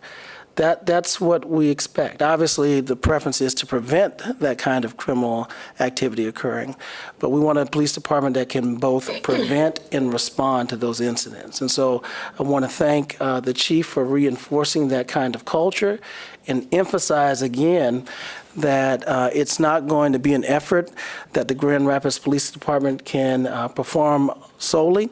It's going to take community. You'll hear later from our partners from the Urban League and Cure Violence about their contributions, but we have other city departments who also play a very vital role in crime prevention, such as our Parks and Community, our Parks Department and our Community Development Department. And we will be more deliberately talking about the holistic approach of all our governmental services in addressing some of these issues along with community partners and residents to make sure we have better outcomes. So I want to thank again the chief for his work since arrival and certainly the presentation today. Yeah, thanks. Thanks, City Manager. All right, I think Commissioner O'Connor, are you telling me you want to? Sure. Okay, go ahead. Yeah, thank you, Chief. Thank you for the presentation. So I continue to hear you say, and I guess we've touched on this a bit during public safety meetings in the past, is your authorized strength of 305 officers and a desire to have that 305 as a continued number to provide, great quality policing services in Grand Rapids, and knowing the current staffing level of 270-ish. How do we get there? I think that's still my biggest concern with everything is, I want the best and the brightest and the most talented people in that you can bring to Grand Rapids to be our men and women in blue uniforms. But we're 40 short, and I think I'm fearful that the attrition rate of people retiring is going to it's going to be really hard to get to 305. So I want you to tell me how you're going to get there, sir. Well, there's two answers. I have two answers. Number one is we're doing everything we can as far as recruiting. My lieutenant in charge of recruiting is here, and she's a rock star in our organization. We have been looking, actually brought it up to the city manager, new software that some other agencies around the area have been using and finding some success with, that we have a meeting with that company to see if we can bring that in as far as reaching out to even more people. We're taking every step we can as far as taking trips out. We have trips plans to historically black colleges and universities. We have pop-up events at any time there's an event that we can put a recruiting table at, we'll put the recruiting table at, reaching out as much as we can. So we're doing everything, but that gets me to the second answer to that question is making her job more easy is letting it be known that this city supports its police department. That's, the last slide is the last paragraph on this slide said, like, I'm really kind of a plea to say, I hope the city starts to recognize, or in fact, in in public, I've gotten a ton of feedback that the city does recognize that they embrace the police, they see the need for the police, they support the police, they want the police out there. And so if we can get to that point where we're moving forward, it's been tough since April 4th. I think it gets easier as we go on. When potential recruits see that Grand Rapids police officers are appreciated in their city, it's going to make the lieutenant's job and my job of getting those potential recruits in a lot easier. Because to be honest, if a police department's not on the news, if they're not under scrutiny at all times, it's a little bit easier job for a police officer. If you're working in a more rural environment where there's not always a call backlog, where you're not rushing in to save shooting victims in an active shooting situation, that's a little bit easier of a job. So when you have those two to choose from, you really need a heart of service to come work in Grand Rapids. And fortunately, we're getting those individuals. We need more of them. But I think as we get more support from the city, we'll get there. Thanks, Chief. I'll go to Commissioner Repart and then Commissioner Moody. Great, thank you, Chief. So there's a lot to unpack there, a lot to respond to. I made a lot of notes here, but first I just want to say thanks for listening. 100 meetings, I know you love coffee, but 100 meetings is a lot. And I thank you for the two-cupper that we had together. And I love this concept of we all have a role to play in public safety. And thank you for your action and heart side. So that's a perfect example of a holistic approach. Because the residents, we walked around, they saw some trees that needed to be trimmed, some trash cans that they needed, some lighting that they want adjusted. And then they had a very specific ask for the police department, and you delivered on that. So I'm so thankful for that. I'm hopeful that that can happen again. I got to hear Captain Dixon talk about DICE and the Burton Heights Business Association meeting. And I know that they really appreciate that outreach. And I think the thing that's intriguing to me about DICE is that door-to-door work. I think that that's going to be really interesting to see what that yields. And so those are two neighborhoods in the first ward that are on the heat map. And so I just want to say thanks for your action and swift action in both of those neighborhoods. The things that in particular, and I just appreciate your sensitivity to people using drugs, right? It's the dealers that we want to get. So I just appreciate your sensitivity to that. I'm thankful for the update on co-response, just in several weeks, right? That's already some great initial success. I affirm the training culture that you talked about within your department. I've noticed in the last 4.5 years that the training of GRPD is exceptional. And I think that this train the trainer formula, because we talked about that de-escalation training in LA that you wanted to bring, and it's expensive, but if we could do that train to trainer, it helps to spread it out. And so I thank you for that as well. There's a lot of other things in here that I appreciate, the emphasis on de-escalation. I'm really into neuroscience and trauma, so I think that that's a conversation that I think that is really important to kind of continue to invigorate within the department. A domestic violence victim advocate, an emphasis on the sanctity of life. All of those things are things that I just want to affirm. But I think that the thing that I appreciate this morning is the stories that you shared. And I think that when we have an opportunity to reflect on public safety through actual stories that happen in actual neighborhoods and in people's lives, both for the officers that are involved in it, as well as the community and how they respond to it, it just really helps, I think, for the healing to take place, is to root it in actual things that happen. And so thanks for sharing those stories, and thanks for all of this work. It's a lot of meetings. I know that we're rebooting all over again, but I'm really encouraged by the things that you're mentioning here and the things that you're looking to work on with your team. So thank you so much. Thank you, Commissioner. Thank you, Chief, for this report. I like the word Kurt said rebooting, but I would prefer reset.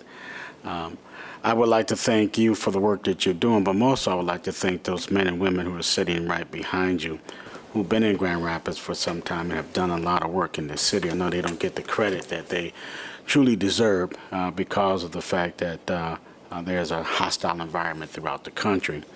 But what I do want to say, if Captain Triggs could answer this question for me, a lot of our violence are taking place within the 3rd Ward, which is Commissioner Lanier's and our ward.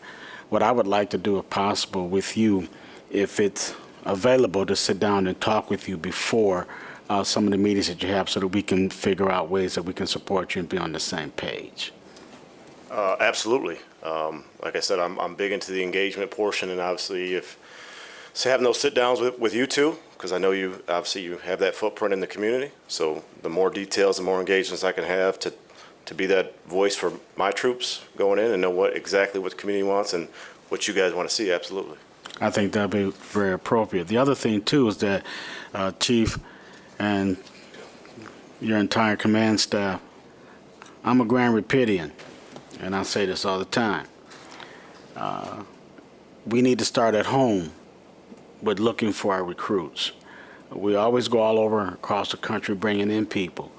But what about transforming the mindset of individuals within the city to gain new police officers? You got a great program here. You're getting ready to start some new things. That's why I call it reset. You're resetting the process. But we got to start at home, too, because the best way to build your city is to make sure you got people on your staff that understand how the city operates.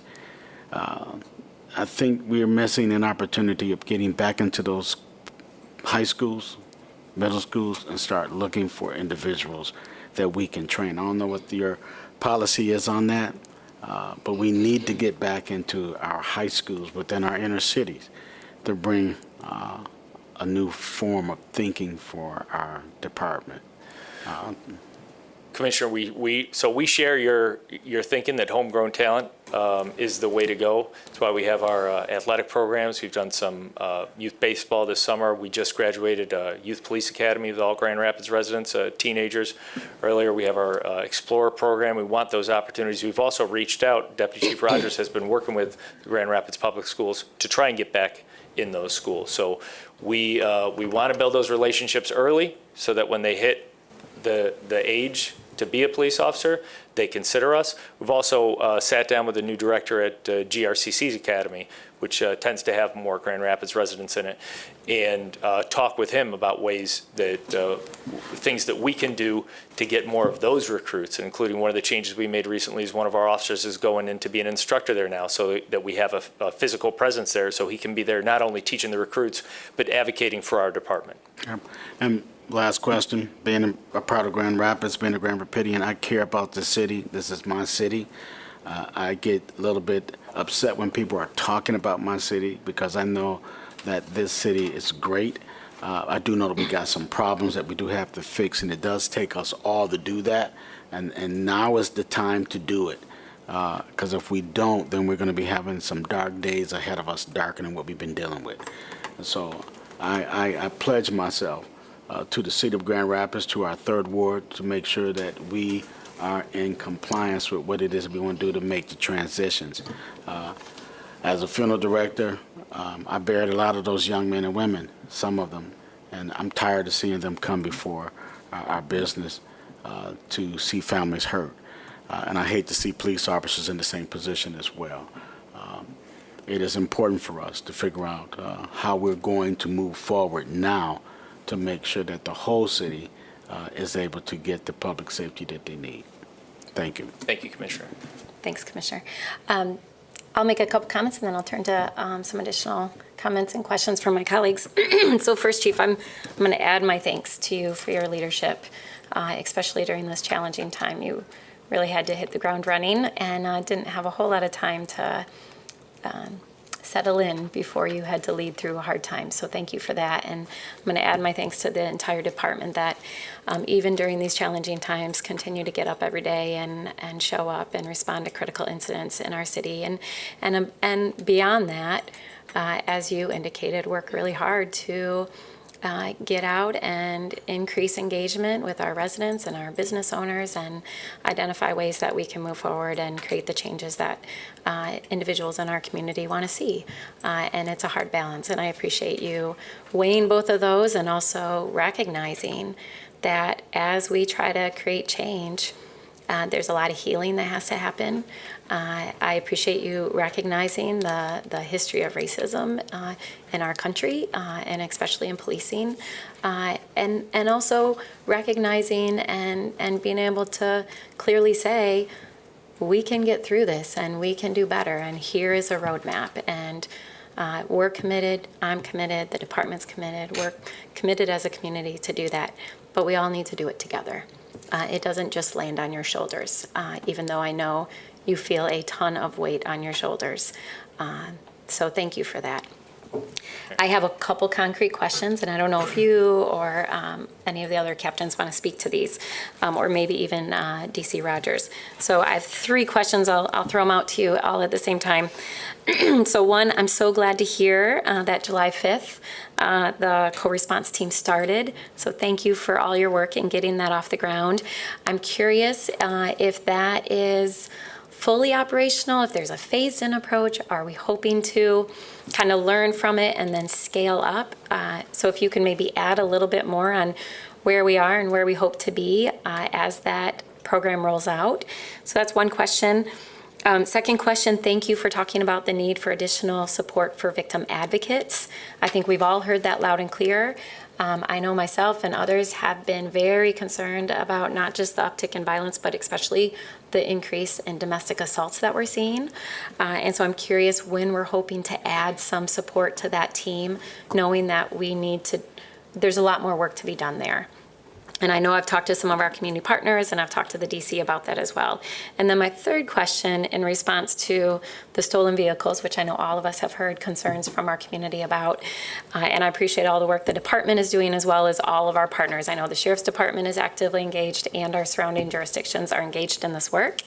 But I'm curious about the impact that challenges in other systems are having in our response to the increase in stolen vehicles. So I know that we still have a backlog in our court system. I know that the Sheriff's Department is short-staffed as well. There's challenges with staffing fully our juvenile detention and jail. So I'm curious your thoughts on what we can do in partnership with community even to try to address this increase in not just stolen vehicles, but the violence that is happening when that occurs. Well, I'll answer the last question first, and then maybe get some backup from the first row here, and that's in reference to the Kias, the Hyundais, the stolen vehicle problem. We have met with Prosecutor Becker and the state and the county because, as you said, there are other systems that were impacted really from COVID and with staffing issues. I would say a majority, especially a majority of those stealing the Hyundais and the Kias are juveniles. So working in that juvenile system, they have staffing issues. They don't have as many services available. They don't have, there's multiple offenders that probably should be housed. They don't have the occupancy for state facilities or county facilities to house these kids. So the options of what to do with this group, which we know are responsible for a majority of the Honda and Kia thefts in the area, it's difficult. It's, you said, what else can work? A lot of people think that, just appeal to the parents, where are the parents, but then you have, a single parent working 2 jobs. And, how are you supposed to keep track of a 15 and 16-year-old that's out there doing these things? So I see the challenge. There's no easy answer.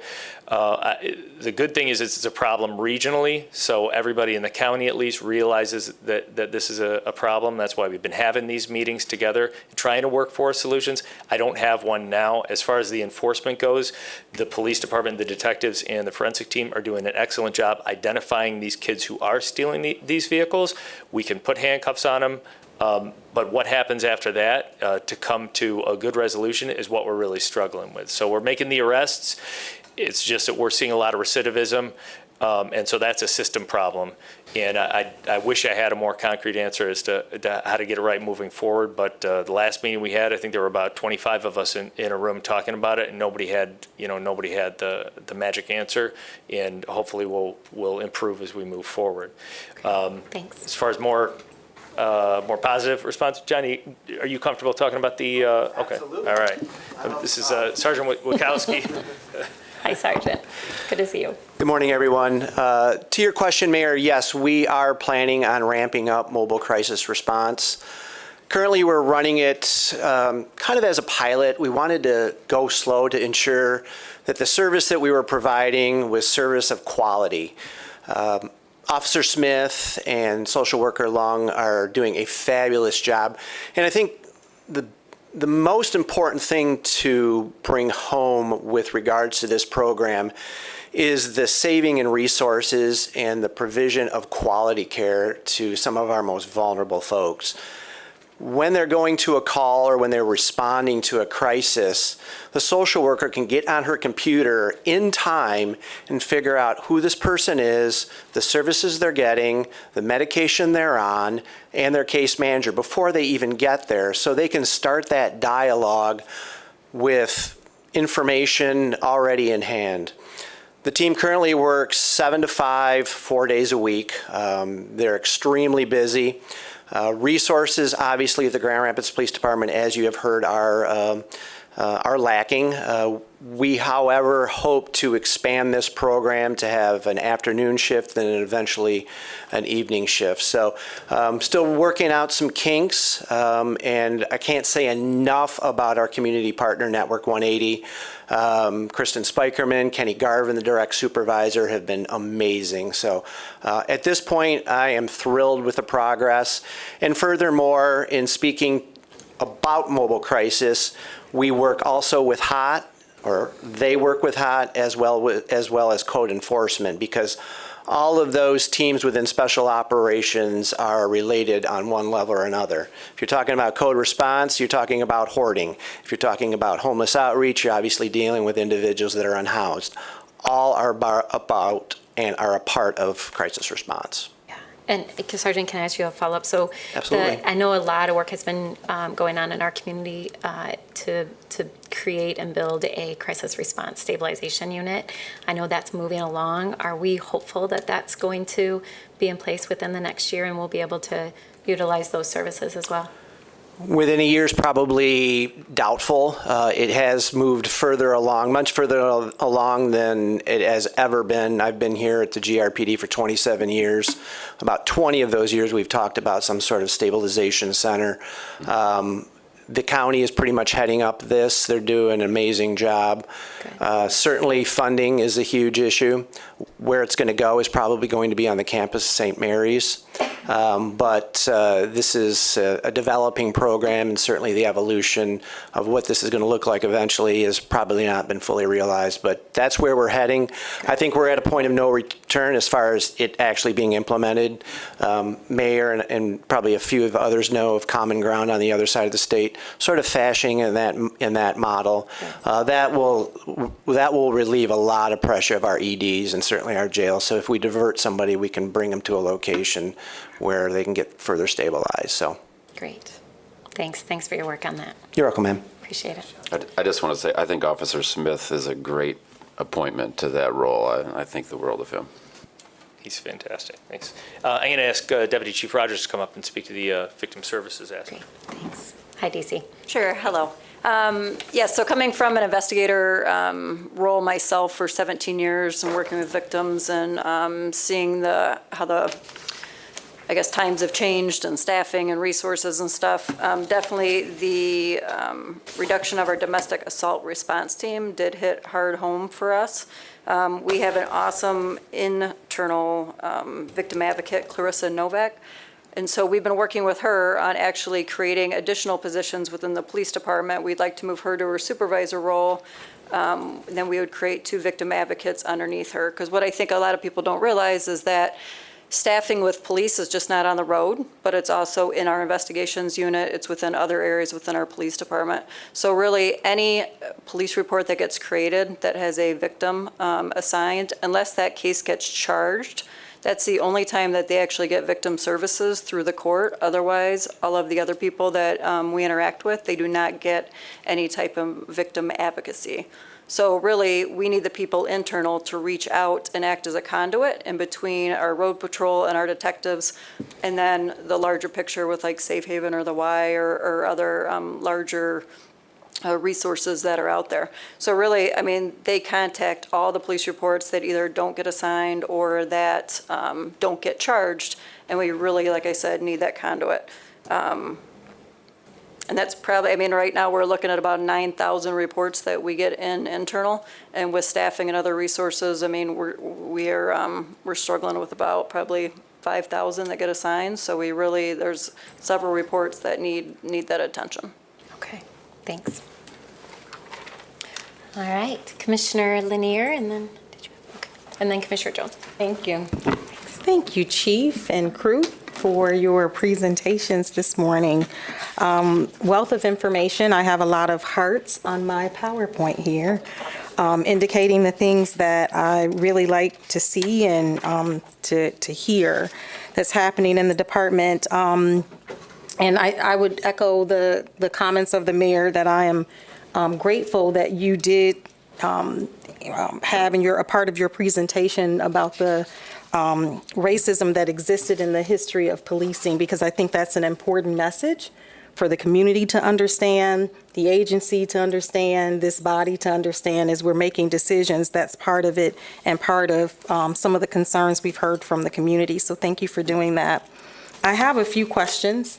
I always seem to be the last one, towards the end, and then it's like, we've spent so much time. Should I hold back on my questions? Nope. Go I ahead. always go back and forth in my head. So I do have a few I questions. still have 2 more commissioners to go. So I know, have yeah. at it. And they're long-winded too, so.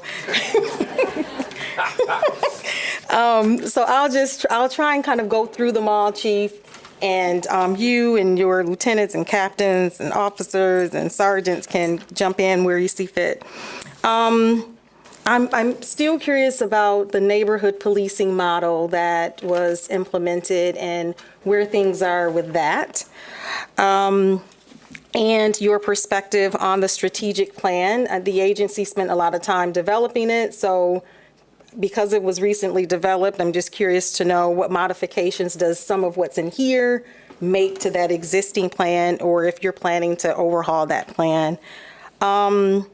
I am grateful for the activity of the social workers being teamed with a sworn officer. I'm curious to know if we are engaging them and I see victim services as not just domestic violence, but those who have been victimized in crime in different ways. So I want to make sure that that's a part of victim services, that we're, addressing a plethora of victims. In addition to people who are witnessing crime happening in their neighborhoods, and then, seeing a dead body and then going back in and eating dinner and going to school the next day. Like, there needs to be some level of trauma-informed services provided to community and as a whole when those things transpire. So I'm just curious to hear about that. And with the victim support, I'm also curious about perpetrator support, family support. So when a perpetrator commits a crime, their families are impacted by that in some way, shape, or form.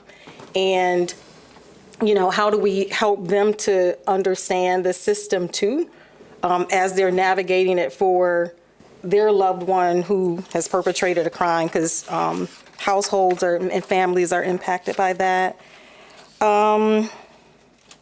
Thank you, Captain Dixon, for your time. I've, heard back from many of the businesses who are grateful for your engagement.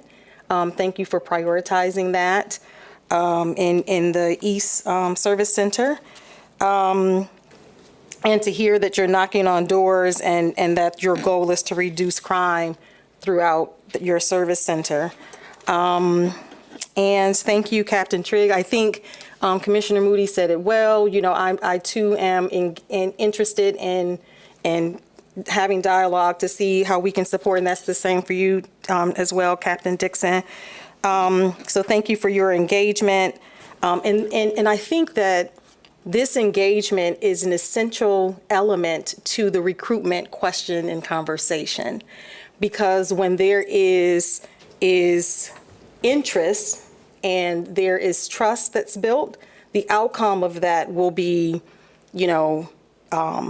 the interest in policing as a profession. And, you know, I'll never forget taking my son at the time to a police banquet many years ago. And it was during a time when videos would be shown, and he left saying, I want to do that. I want to be an SRT. And that was, and since then, he has gone to that banquet and reminds me about it every single year. Now, he's changed career aspirations 5 times now, but the idea that he was exposed to something and made a decision about it is important. And so if he were to circle back to policing being of interest for him, then, you know, it's because relationships have been built every single time he's at the banquet. And I'm appreciative of the data sharing that is occurring with the community, so neighborhood associations, as well as a partner like the Urban League and the Cure Violence. Thank you for showing the weapons that were retrieved and going in depth about kind of the nature of the weapons that are there. I think it's helpful for us, it's helpful for the public to understand the significance and severity of what's on the street. Excuse me. And, you know, so I'm curious, I think I had heard a number about how many weapons are being confiscated off the street. So I'd like to know a little bit more about that. City Manager, I'd like to kind of address comments that you made, because I do think that looking at public safety holistically is the key and the answer. As the former chair of SAFE, that's exactly what the model requested. That's exactly what the model was created and designed and supported. When you look at the peace pillars, it crosses all different areas. So when we're talking about Grow 1000 and employment for young people, that's in there. When we're talking about having recreation and parks, that's in there. Data sharing, policy changes, all of that's in there. And having models like Cure Violence is also a part of that. And and even some of the funding of the programs that's happening through SAFE, like parental engagement. So we had program providers saying we would provide these services, but they would leave and some of it would be undone because they're going home and hearing a different message. So they started having programs to bring parents into the changes that they're trying to help young people to see, and even funding domestic violence programs. All of these things, when you look at the peace pillars, is in there, because what we know for sure and what we knew back in 2015 is that all of those things need to be in place simultaneously for you to see a reduction in violence or an increase in public safety. I'll kind of end with just a few more things. It was a delight to hear, and I think I have heard these conversations by having one-on-one conversations with members of the agency, but I think it's important for the community to hear it as well, that there is a priority for engagement. And I heard that from your captains, your sergeant. I know Lieutenant O'Brien, who is a rock star. Thank you for calling her that. You know, she appreciates that. And I think that, you know, the DCs also are, you know, heavy on community engagement. And I'm happy that that exists right here in the Grand Rapids Police Department. And then I think I'll just mention that there are families, and I think you started talking about this, that are struggling right now. 2-parent households, single families, working you name it. They're struggling with what to do with their children who are of age and independence, you know, where they can have access to things that the families don't want them to. And what I hear as an opportunity here for us as a city is that we need to create a place for those families to go, a number for those families to call, partnerships with organizations for them to provide services for them, because sometimes they're fearful of directly calling the department, and because they don't really want the outcome to be prison, but they know their family member needs help. And I see that as an opportunity, and I don't know where that should rest.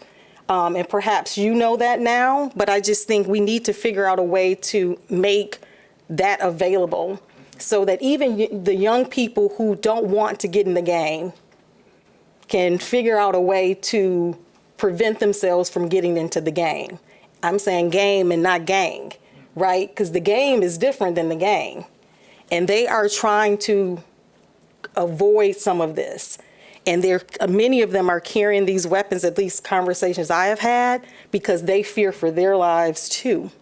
And so the solution they think is this, and we know that that isn't the solution. But if someone else is carrying the weapons, what should they do? And so I'd like to kind of hear a little bit about that. I thank you, Commissioner Isasi and the other co-chairs of SAFE for the gun buyback that's happening next week, because I think that is a way to be able to say to families, if you see it and you want to get rid of it, here's a safe place for you to be able to do that. So I'll end there. Thank you. Thanks, Commissioner. Can you repeat the question? Chief, I know Commissioner Lanier had a lot in there, so maybe I think just I got highlight. it. I have highlight my a few questions now. things, Don't and play. I have them. Not sure I heard about it. This may require a one-on-one session with you too, And but. new PowerPoint. A 2 coffee meeting, probably. Commissioner, I'll tell you, so to address what you mentioned at the end, I really liked what you were saying, and I agree with what you're saying. And kind of what I mentioned earlier is, with this group of kids that are stealing cars, sometimes driving around with guns, committing other crime, what I've heard from some people is, where are the parents? We got to hold the parents accountable. And then you look into it, and it's a single mom with a couple kids, 2 jobs. And my mom was in that position, and she didn't know what my brother was doing. He ended up going to prison. It's the same, it's not that easy. It's not an easy. But I think you're suggesting, I agree, that we can't do it alone, the police. There are more out there, whether it's Safe Task Force, or, we're working with Cure Violence. Deputy Chief Rogers and I had a meeting with an organization the other day who gave us these cards as like, hey, give these to your police officers. Let them know that if they encounter a family that's in need of diapers of some sort of thing, let them know we're out there. I'd never heard of this organization before, and now they're just like, there's resources out there. So educating our police officers on what those resources are when it's the cops that are called to go to these things. But I know that there's people that don't want to call the police, and there's other things out here. Now, also, our police officers carry cards with them that I think it has the 211 number, but it has a list of services available. So they are a conduit to other services, other city services that, the police aren't always the answer for everything to get there. I know we can do a better job of that. So any help that we can get from everybody else in city government because I know we can play a big role, and it's usually the police that are out there at 4 a.m. in the morning and nobody else so we can get there. Neighborhood policing program, it's still in effect. I think the DICE program enhances it. The problem being that we currently, I think, have 274 total officers. We don't have that as many as we need on the road in patrol, definitely. So to say that every beat is covered isn't there. But the DICE program does give the captains the opportunity when they have these meetings to bring the neighborhood officers in to meet the community, to meet the stakeholders, meet the business owners, the residents, et cetera, to enhance that. It certainly would be easier to have more patrol officers to do that, and it would be more personal. Right now, there's just a bigger group that they're trying to meet. As far as victim services, you mentioned, we talked about the domestic violence. Our current victim services, it's more than just domestic violence. It starts with homicide, unexpected death, they call it, whether that's a suicide, murder, or simply an unexpected death. They review those reports every day. They contact the families. Sometimes they go out actually on scenes, to homicide scenes in real time, and go meet with the families, the impacted people. As far as services for others, you said like offender services. Like I know that there's an impact. You take a father out of a home and send him to prison, there's a big impact there. I don't know, I guess I'm not educated enough as to know what resources are available here. I know that we certainly could be a conduit for those resources. I don't know if the public defender's office, if there's others that are already doing that, but I mean, let's face it, it's real easy for a police officer involved in these things to hand a piece of paper to everybody on scene, say, okay, we're leaving, but we're not the answer for everything. Here's this list of people that are more than willing to give you guidance, give you assistance, give you help. So that's something that we'd definitely be willing to do.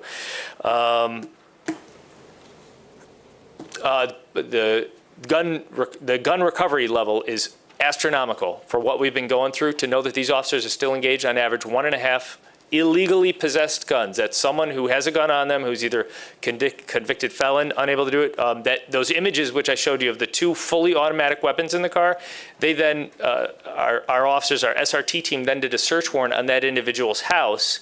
There were 4 more guns, 1 of them fully automatic, 2 of them ghost guns, which means they had 0 serial numbers on them, so we have no idea where they came from. So obviously we contacted the ATF, and they're involved to take this offender to federal court as well.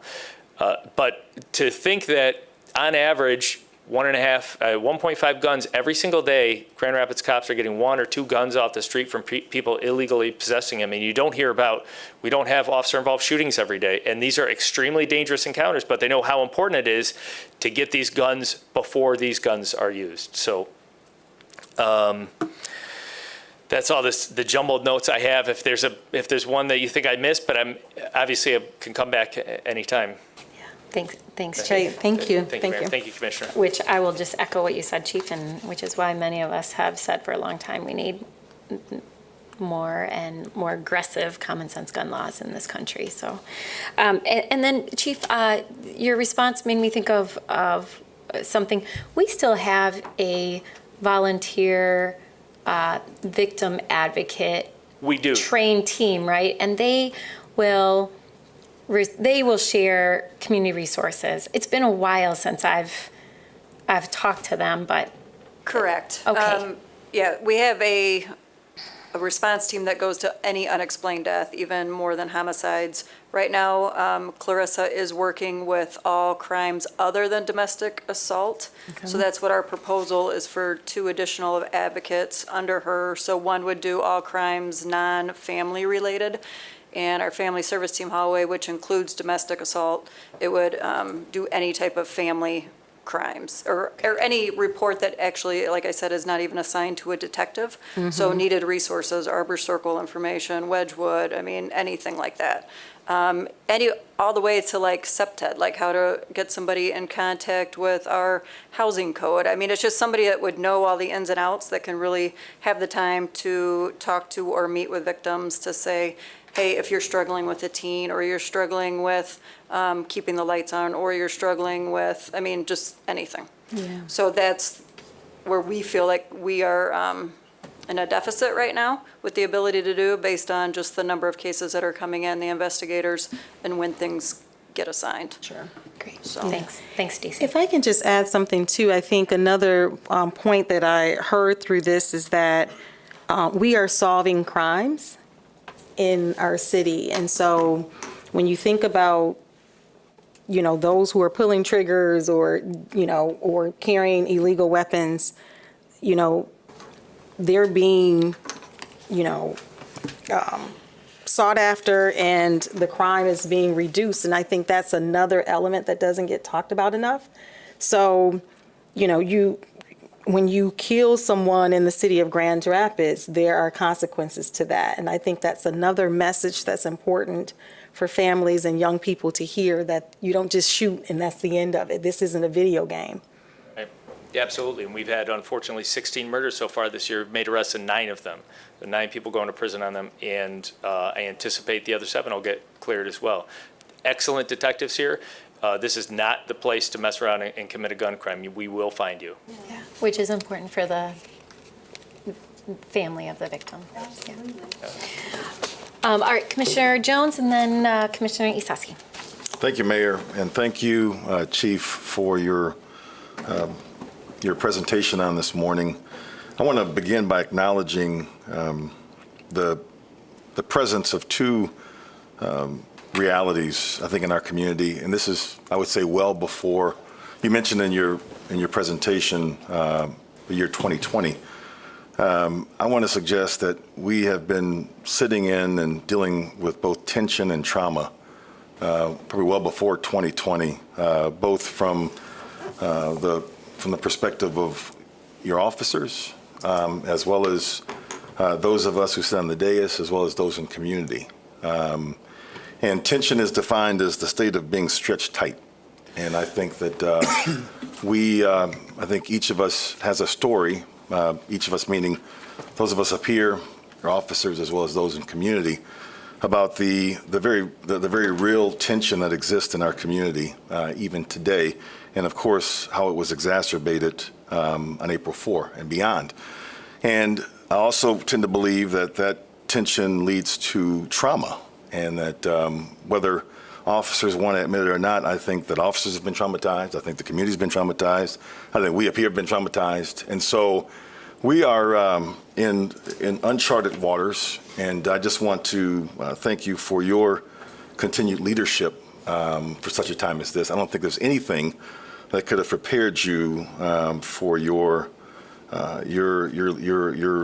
role here. I know that you've had significant experience with Chicago PD, but again, I think that what we're experiencing here is obviously very new to us in Grand Rapids, and I think it takes what you are presenting. I think it takes just that. I think it takes a mindset that is going beyond the norm, and I want to just encourage you and challenge you to try your best to engage or look into or use a lens of innovation when it comes to public safety, thinking out of the box, and also a greater dependence on community partners. I tend to believe that when we talk about our sons and daughters in the community who are engaged in some of the mayhem and the chaos in our community, I don't believe that the answer is additional policing. I believe that it's a combination of things, because we're talking about,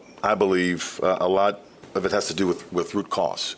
So these are elements that there's nothing an officer can do to address some of the historic inequities that have plagued our country, that have gotten us to the place that we are in terms of the outcomes and some of the behaviors of some of our community members with regards to possessing guns and, again, engaging in chaos and stealing cars and such. These are things that, again, I don't think any of your officers when they went through the academy were trained on how to deal with root cause. And so I think a greater dependence on community partners is critical if we are to turn the corner and be a community that is deemed as safe and feels all the more safer. I think you mentioned that there was the proliferation of guns. I think one of the questions I have for you is, what do you think the role of GRPD is in addressing the proliferation of guns? Because I think we all know that they just didn't necessarily show up. And there are more and more illegal guns on the street. But what role do you think specifically PD plays in the proliferation? Because I get it. I don't think that any of you want to come in contact with anyone who possesses an illegal firearm. Nor do our neighbors in community want to be in a community in which folk are walking around and driving around with illegal guns. So we'd just love to hear from you on that first question about the role of PD. Well, there are, obviously in Michigan, the gun laws are fairly more relaxed as compared to other states. So there's a lot of legally possessed guns. I believe Commissioner Lanier mentioned the gun buyback program. You know, we had a 13-year-old killed a couple months ago from a gun that was just laying in a grandfather's house that I don't know if they even knew it was there or whatever, but it's those sort of opportunities to take those guns that at one point in time were legally possessed off the streets. I've mentioned the amount of illegally possessed guns by people that carry them, potentially because they intend to use them in some other crime, that the officers are doing a fantastic job. And then you have the even more extreme, these literal machine guns that exist, and we're working with our partners in ATF because it's those sort of guns that end up either in mass killings, school violence incidents, and things like that. Or I should say, the Glock that I showed you that literally can fire 24 bullets in under 2 seconds is impossible to aim. Even a trained marksman could not aim that gun after the first shot. So within 2 seconds, you have bullets literally sprayed all over. They could go into houses occupied by kids, et cetera. So getting those extreme guns off the street, I really do think that there is a role for law enforcement in getting those illegal guns and letting people know, advertising to people that if you get caught with one of these guns, you will go to prison, because extremely dangerous. This is how innocent kids get killed all the time by those sort of weapons. So we do have a role, like you mentioned about root causes. I'll be the first to admit that police aren't the answer to all of the issues regarding crime activity. And if that means that we can be a partner in some of those, in doing our part to assist in fixing some of those root causes, I'll be the first to say I'll stand next to somebody and nod my head, give support, whatever it is I can do to support the people that are really working hard for those root causes. We're all on board. But I'll be the first to admit we're not the complete answer, but I do think that there's an important role for law enforcement as well. Thank you. Another question I have is you make mention of part of your work since you've been here has been to take a good hard look at the plethora of studies and plans that we have initiated, starting back with the 12-point plan in 2015. And in particular, I want to lift up the staffing analysis that came by way of the Hilliard-Hines study. And you make mention of your initial action plan to review and consider different deployment strategies for sworn staff. Again, recognizing that we're in a season right now where I think you mentioned the number 274, but there's a budget for 305. I want to suggest that a lot of the issues regarding trying to successfully recruit potential officers has to do, unfortunately, with our current state. And, I think part of the collateral damage and the unintended consequences of an officer-involved shooting, this is what I've seen in Minneapolis. I've seen this in Louisville. I've seen this in Chicago. I've seen this in St. Louis. And so this is nothing new in terms of the struggle for departments to recruit, to attract recruits for policing. But just, again, some of your thoughts about the potential of taking an even harder look at the current staffing model and giving real consideration to what Hilliard-Hines suggested in 2019 in terms of their belief of how we can properly deploy our resources. Yeah, I did look at that study when made some of the changes, including the civilianization, which is something that's under contract negotiation right now. So we're looking to take a few spots that we think could be civilianized from sworn police officers. So that would immediately give us a benefit of more officers on the road.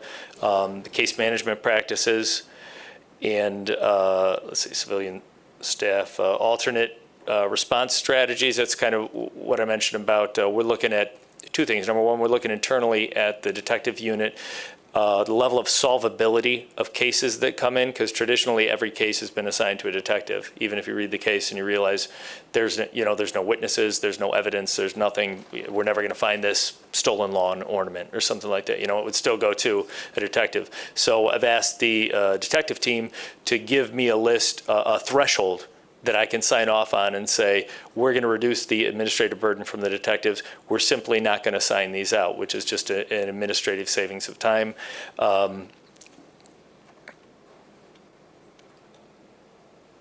Another recommendation for them was using data-driven practices, which is something I obviously 100% agree with, and that's something we're going to. So I did like the Hilliard-Hines study. I wish they had spent a little more time here. There's some dissension internally from the department that they didn't spend enough time. I've spent a lot more time and been living it. I have also met with all my command staff, most of them actually individually, to talk about the potential for other deployment strategies to be more efficient. And I think opportunities will exist for that down the road. But with the staffing level at 274 as it is right now, we're kind of in this position where if we had 10 or 20 more officers in the street, if we could get closer to that 305, we can open up the considerations for redrawing the map, or et cetera, and making better efficiencies, but we're just not there right now. But it's, like I said, it's a journey, not a destination. So as those opportunities present themselves, I certainly will consider them. Got one more question for you, final question. You used two words that stood out to me that I think very much encapsulate the mindset of our constituents, of our neighbors, as well as, you know, those who occupy businesses downtown. And I come back to this word tension. Use the words over-policed and under-protected. That's a hard place to sit because, to your point, there are those within our community who feel as if there's too much of a presence, obviously, and there are those who feel as if there's not enough. I'd be interested in hearing from you, and I mean, and again, this could probably go on for some time, but just some of your initial thoughts on how to successfully navigate that. And before you answer, I'd also just want to acknowledge the work that the department is doing right now, the officers. Again, I know that for all of you who are here, as well as those who aren't here, these are they're difficult times. And I believe that it's times like this when folk need to be invited to sit in the tension because for a lot of us, we don't have a choice. And so I think that there's a real growth opportunity to sit in the tension and really get to a place where we can hopefully get to a better understanding, but also, you know, there's a lot obviously that's involved with how we got here, but I think this really again encapsulates it well because I think this really describes our community. You know, some again feel over-policed, others feel underprotected. So just your thoughts on that. Yeah, for me, that's sort of when someone comes and says, you know, why did I get pulled over for taillight? I'm a busted taillight. You know, is that really something the police should be spending their time on? Maybe, maybe not. Generally not. I would say that traffic stops have to be public safety driven. But if you're in a neighborhood and you see people getting stopped or if you yourself are being targeted because you have a cracked windshield or something like that, that's a feeling when you say like, oh, now I'm over policed. And then I call 911 because you know, there's something real dangerous going on, some unsafe thing, and it takes 15 minutes for a police officer to get here. Now I'm feeling underprotected. So it's a balance of we need the police officers. We need to cut down that response time. We need to make sure that the police are there when we need them. We also make sure that the activities that they're doing are embraced by the community and they're not over-policing. They're doing good policing and they're doing it promptly. So finding that balance so that people don't feel either over-policed or underprotected is where we're headed. Thank you, Chief. Thank you, sir. Thank you, Mayor. Thanks, Chief. Thanks, Commissioner. And I'll do a final comment and question from Commissioner Isasi, and then I'll turn it back to our city manager to close us out on this briefing and then move to the Cure Violence update. Commissioner? Thank you, Mayor. Thank you, Chief. I'll echo a lot of things that my colleague said.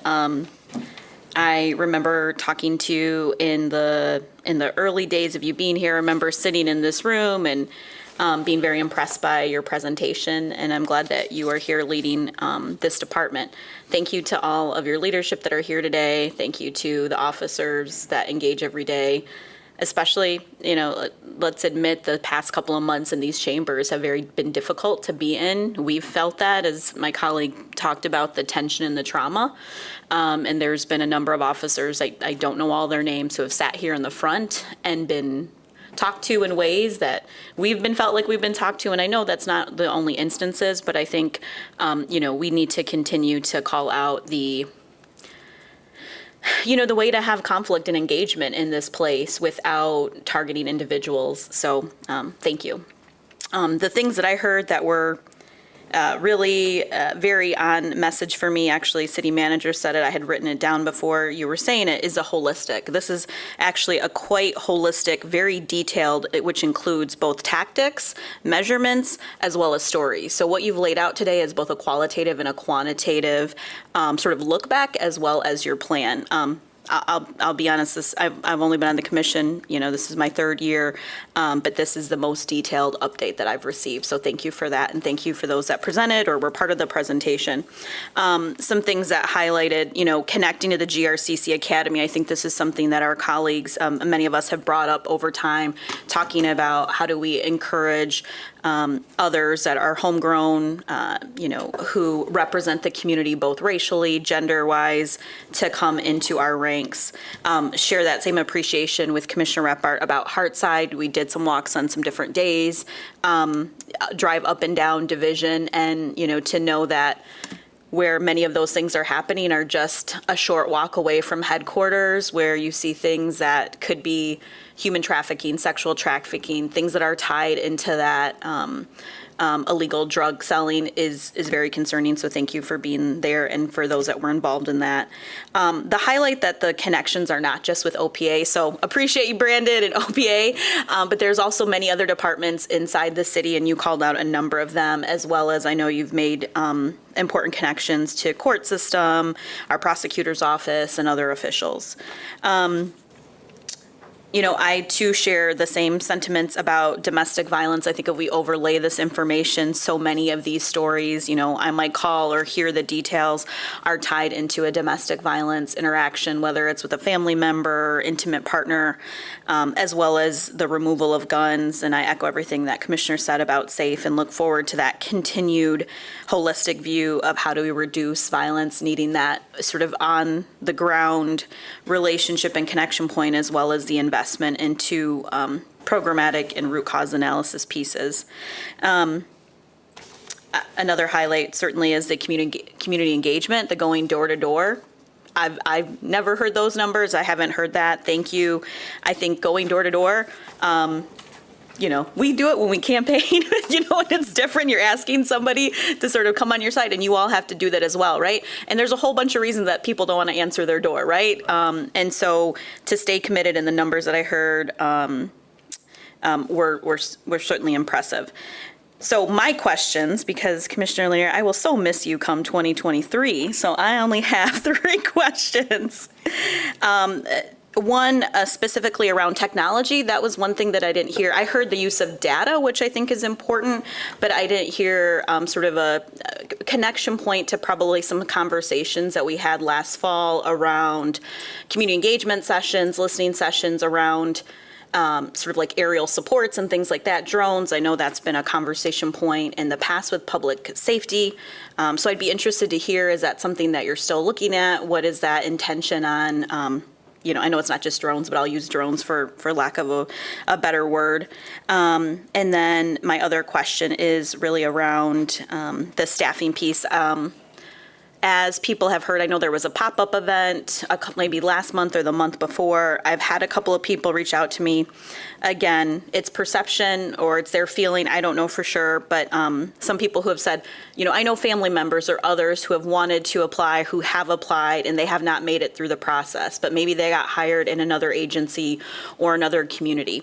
Is that something that you all are looking at? To Commissioner O'Connor's point about the 41, typically hiring it has been a filtering process. It's a deficit process where you go and go and go, try to find this purple squirrel, this perfect person who's going to do this work. But, many of the things that we've engaged with on the more of the civilian side on like Higher Reach have taken more of a asset-based approach where you open it up much wider. And instead of trying to find ways to say no, you look for ways to say yes to individuals. So I'm interested in how that hiring process is changing or how it's being informed and other considerations. I know that, again, in those 100 or more meetings, I'm sure other people might have shared that same sentiment with you. And then my last, topic is just really something I think we've been challenged with on the commission as a whole, as a city as a whole, but certainly I think the police department has been as well, is how do we combat the misinformation that is happening on social media in places? I know at one of our commission meetings, I had somebody write me and say, the Grand Rapids Police Department is arresting individuals and you're blocking people in there. And I was in the chambers with you at that time.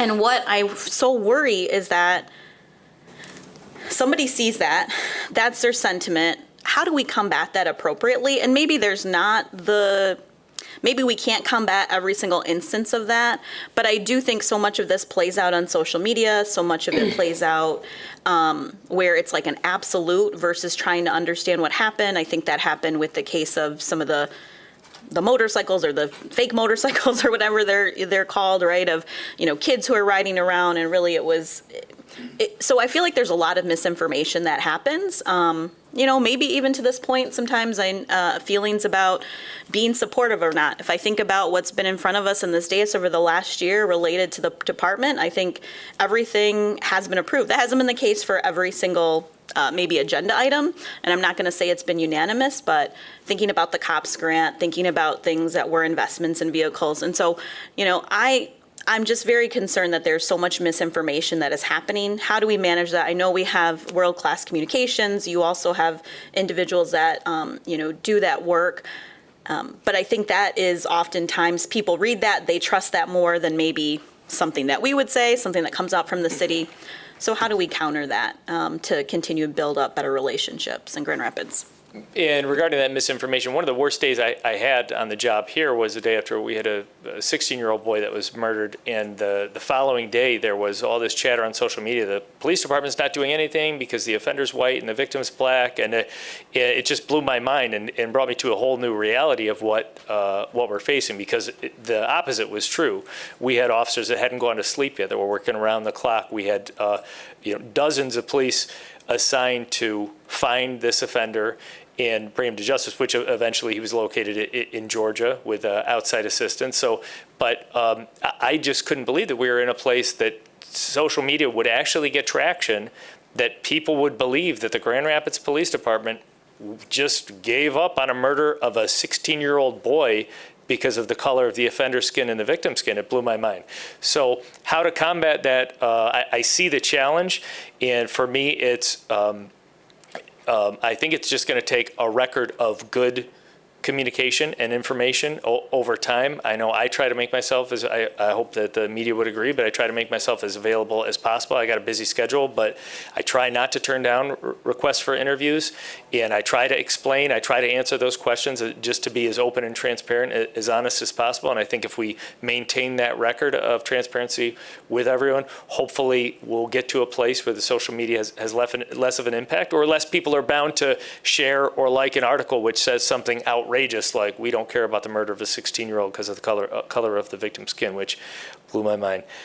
As far as the technology piece, I would say the drones definitely still are on the table. Drones are great, finding missing kids, having a good vantage point for a large-scale gathering for public safety purposes, not necessarily police-related, but for just public safety in general. Finding an offender who's running through the woods or something like that. So there is, Axon was in town recently. That's our vendor for our body-worn camera system, and they were showing us some new things. They had some drones that they wanted to demonstrate to us.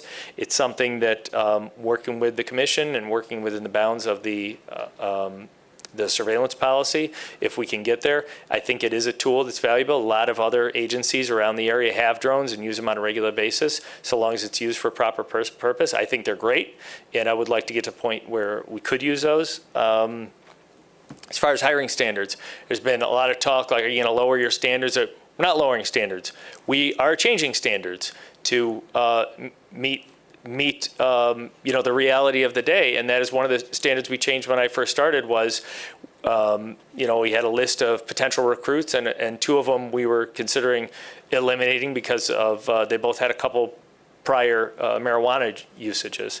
And I looked at it and I said, geez, driving in here for, in my moving truck as I came in, I saw so many advertisements for legalized marijuana, on the side of the highway. I'm like, if we keep this up, we're never going to have any recruits come 2024. So I'm like, I can sense the culture here. So, it's the same thing. And I brought it to my PCAT team that day. I was like, hey, what do you, I'm trying to get a sense of the culture here.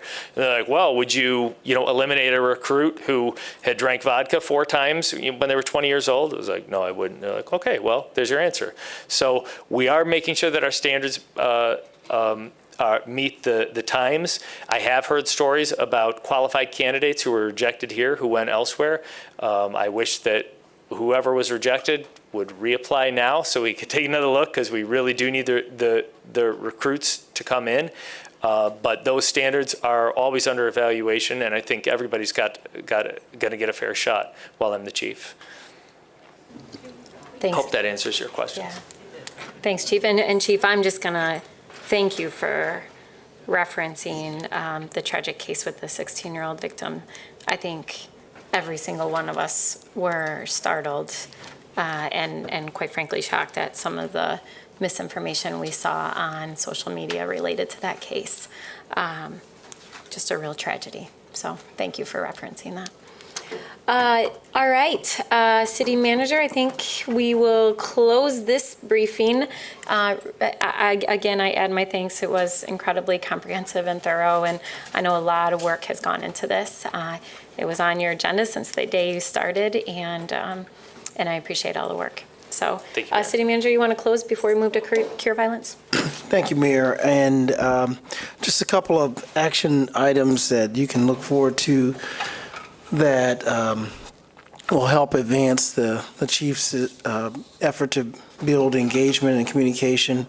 We've talked about upcoming meetings of the City Commission and having an opportunity for more resident engagement and not just public comment. So you'll get more formal information, but we will be reinstituting our community nights out.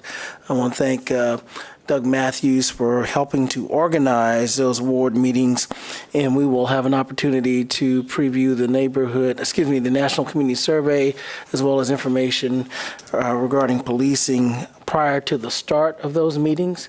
So over at 5:30 on till 7, that'll be the engagement aspect, and we'll do regular city business and vote, and that engagement will serve as a more effective way to have deliberative dialogue, to Commissioner Sassi's point.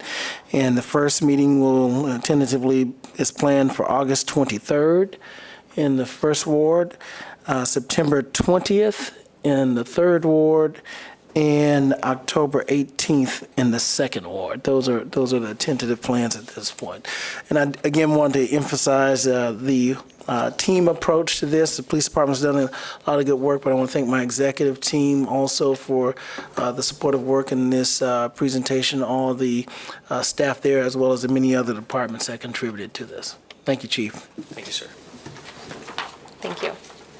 City Manager, did you want to also tee up cure violence? Or should I invite Mr. Brandon Davis up? I see he's on his way. All So, right.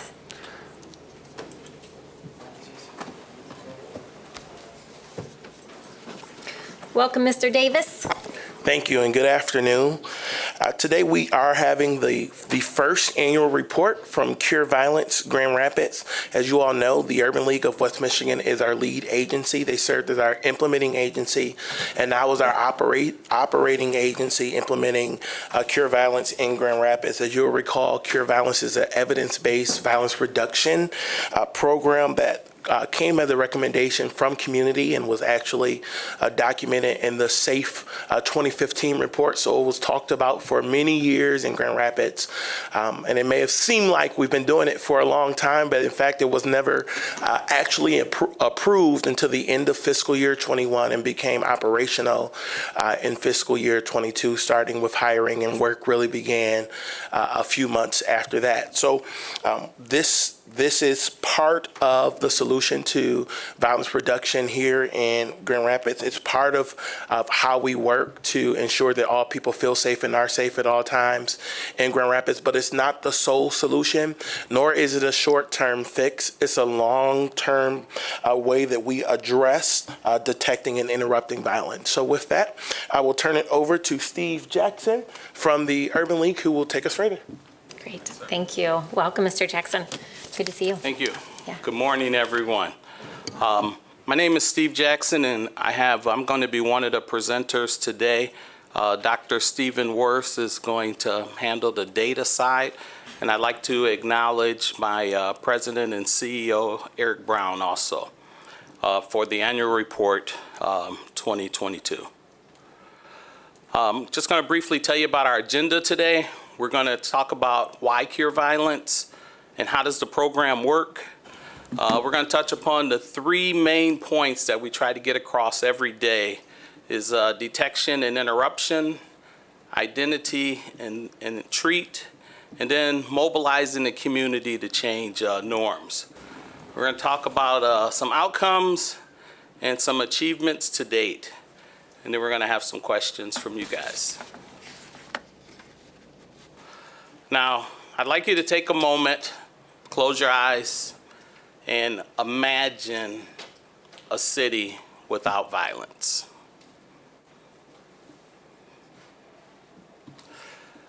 I would like you to open your eyes and imagine our city without violence. And we believe with our long-term solution, we can get there. Now, how the program works. This is an evidence-based model based upon the World Health Organization's approach to reversing pandemics, epidemics and pandemics, and started out in Western Africa.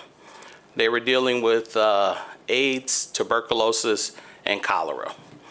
So they didn't have enough healthcare workers, so they had to use local people going into cities, villages, and townships. So they trained those workers to cure certain behaviors or to teach on certain behaviors so that they would stop. And they started to see success in those areas against other areas that they were not involved in. So you saw reductions of 30 and 40%. So it started to work. And if you look at those workers, as you look at Cure Violence, those were the first stages of the violent interrupter. Now, the violent interrupter is a crucial part of our program. They are boots on the ground. They're out there every day. They're canvassing. They're knocking on doors. They're talking to people. They're from the community. They have a high trust level in that community, and they're able to get results and get people to come in and talk to us about their behavior, and we try to change it through our next set of workers, which are our outreach workers. We're going to talk about the 3 strategies that we mentioned earlier. Now, detection and interrupting, like I just mentioned about boots on the ground with our VIs, they're out there every day. They're talking to teenagers, young adults, whether they are participating with them in a basketball league or just conversating after school. Those guys are out there every day. They bring those high-risk individuals to our outreach workers, where we take those high-risk individuals and we try to figure out what their needs are to change that behavior. And those needs could be anywhere from one of our wraparound agencies, the Urban League. If they're looking for a job, having trouble with housing, maybe they didn't graduate from school so they can benefit from our education department. Or there could be a health and wellness factor in there that we also are able to meet with those guys. And then we mobilize the entire community, whether it's local business, the Cure Violence team, faith organizations, and also the police, to try to combat true community change. Now, the next slide shows my team. Alfred, Johnny, and Jermaine are our violence interrupters. The next slide shows Johnny, Diamante, and Kareem, which they are our outreach workers who have caseload work. Jamar Sterling is our supervisor, site supervisor, and you'll hear from Dr. Stephen Worth, PhD, a little bit later here today and for our data. And this guy here, that before picture was about the first week I was in there, that first week of maybe October. And the next picture was last week. So you see, I've learned a lot in the last 8 months. So to get a little more serious, back to seriousness. Now we do spend a lot of our time in the 3rd Ward. But within the 3rd Ward, we have a targeted area. Our targeted area is Division to Fuller, Wealthy to Hall. And within that targeted area, we came up with that with Cure Violence Global and just our own canvassing. That is where most of our high-risk individuals work. I mean, not work, but also live. And it's a real point of contention for us, and we spend a lot of time there. That doesn't mean we don't hit Ward 1 or Ward 2, or for that matter, Kentwood or Wyoming, because the crime really has no boundaries. And the kids are going from city to city, and we find that every single day. So we try to combat it wherever we have to go. Some indicators, detection and interruption, identifying and treating the highest risks, and mobilizing the community. I'm going to give you some outcomes of those coming forward. We've engaged in over 2,100 violent detections and interruptions since we started out. 980 were high-risk individuals. Now, if you're asking what's a high-risk individual, from what we've learned in 8 months, a high-risk individual is a 14-year-old with a gun. And we've seen that quite a bit. One of our biggest tools in kind of researching Cure Violence and our kids that are participants with us is on it's on Facebook. It's on some sort of media where the kids actually show you the guns that they're using. And if you look in, we have over 1,100 medium risk individuals, and that's a kid that's kind of teetering on whether he's in a gang or he's out of a gang, may carry a gun, may not carry a gun. We're just trying to keep those guys down from reaching that high risk potential that they're on track for. So 51 interactions that led to, that could have led to a high risk of leading to gun violence in the first 8 months. 143 interactions that led to the community mobilization towards ultimate changing norms. Now, one of those big things that we did in the first few months of Cure Violence is we organized a peace treaty with 6 rival gangs. We did it off-site. We did it with security. We patted down each individual before entering the building. We believe in a very simple thing of breaking bread with people. So we provided dinner that night. And we were able to get the 2 largest gangs to stop, as they call it, beefing on the streets. So we were pretty proud of getting together 6 rival gangs really quick into our program. Now, Cure Violence has participated in over 20 events touching about 5,000 residents. The lower picture there is our team. We were at the Kent County Juvenile Detention where they had a graduation of one of our participants, and it was a graduation of 1. So not only his parents, but we were there as an entire team, and we made a big celebration out of it. We've kind of worked in co-sponsored family events. When a shooting victim is shot and when his family is grieving, we've participated in family vigils, whether it's candlelight or releasing balloons. We've given funeral support. We've helped with Easter egg hunts, Honor Thy Mother's brunch, where it was kind of to talk to the mothers about how to deal with their kids. Father's Day fish fry. 2 of our participants graduated from high school in the last couple months. We partner with Baxter Community for neighborhood barbecues and much more. We've created 30 partnerships with other community organizations that want to end violence. We've had 12 visits to the Kent County Juvenile Detention Center over the last few months. We go every other Wednesday. and it's we've been the #1 guest requested by juvenile residents.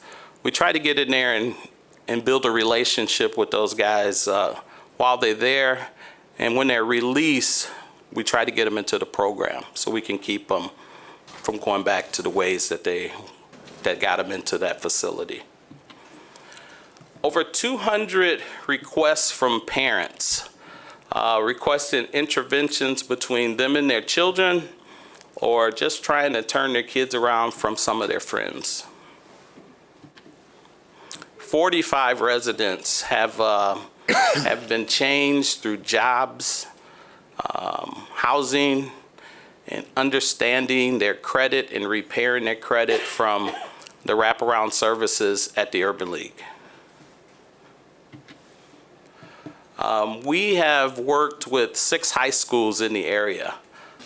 Wherever, like I said, it just has no boundaries, and when we get information about an individual, we want to make sure we try to address that wherever we can. If that's through their high school or catching them on the grounds of the high school, we want to talk to that individual and discourage that behavior as much as possible.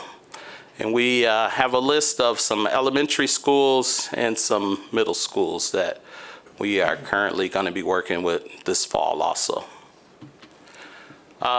Now, I mentioned earlier about the Urban League having 4 pillars of housing, employment, education, and health. Now, this next one, when you talk about 50 families were supported to eliminate food insecurity. It's not one of our pillars, it's not something we do, but one afternoon we found a young man in our parking lot checking doors to see if he could get some extra change so he could go across the street to the gas station and get something to eat. So from that point, we put together all of the food pantries within a 1-mile circle of the Urban League so that these families would know that that help is out there, where a lot of people did not know that. So we were able to get this gentleman and his family a couple boxes of food.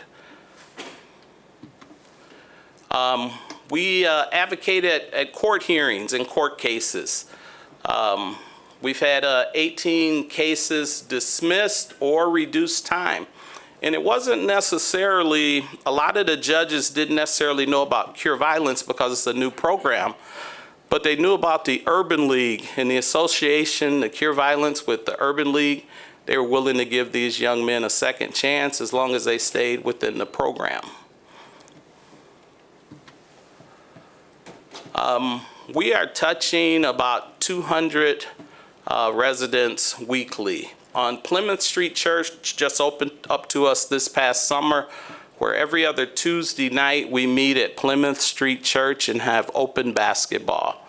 We are attracting more and more kids every single Tuesday. And we also are sponsoring basketball at King Park and Campbell Park on the weekends. We play chess every other week on the opposite week of basketball. And we're teaching kids not only strategies about chess playing, but just strategies in life and how to overcome quick decisions that might get them in trouble. We have over 200 parent advocacy, I call them situations, to help eliminate expulsions. And I'm going to briefly tell you about one of our participants. The youngest participant that we have. When we met this individual, he was 8 years old last fall. He carried 2 BB guns into school.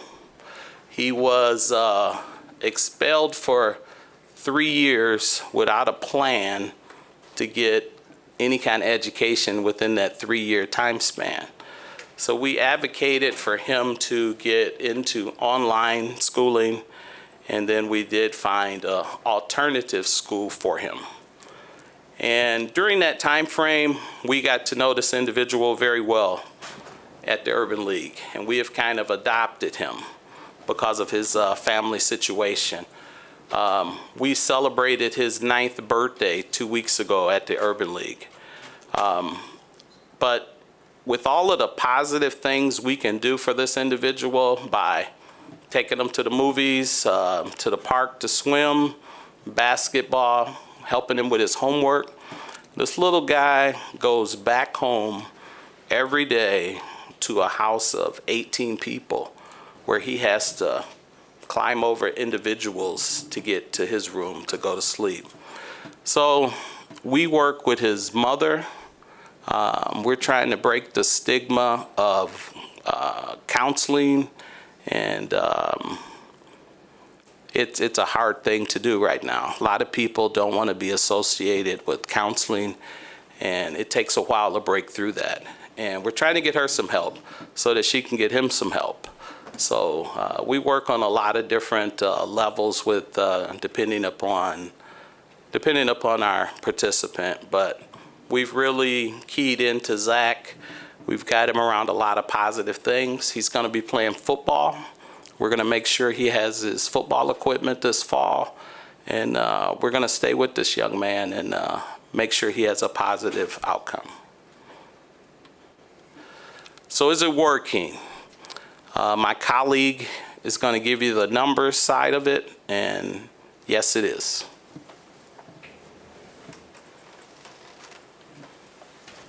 Thank you, Steve, and good afternoon to each one of you. After hearing this information, I'm wondering if you're aware of the question that comes to most people when they hear about this. Does any of this make a difference? Does it make an impact, cure violence that is, on the health and the well-being of the residents of Grand Rapids?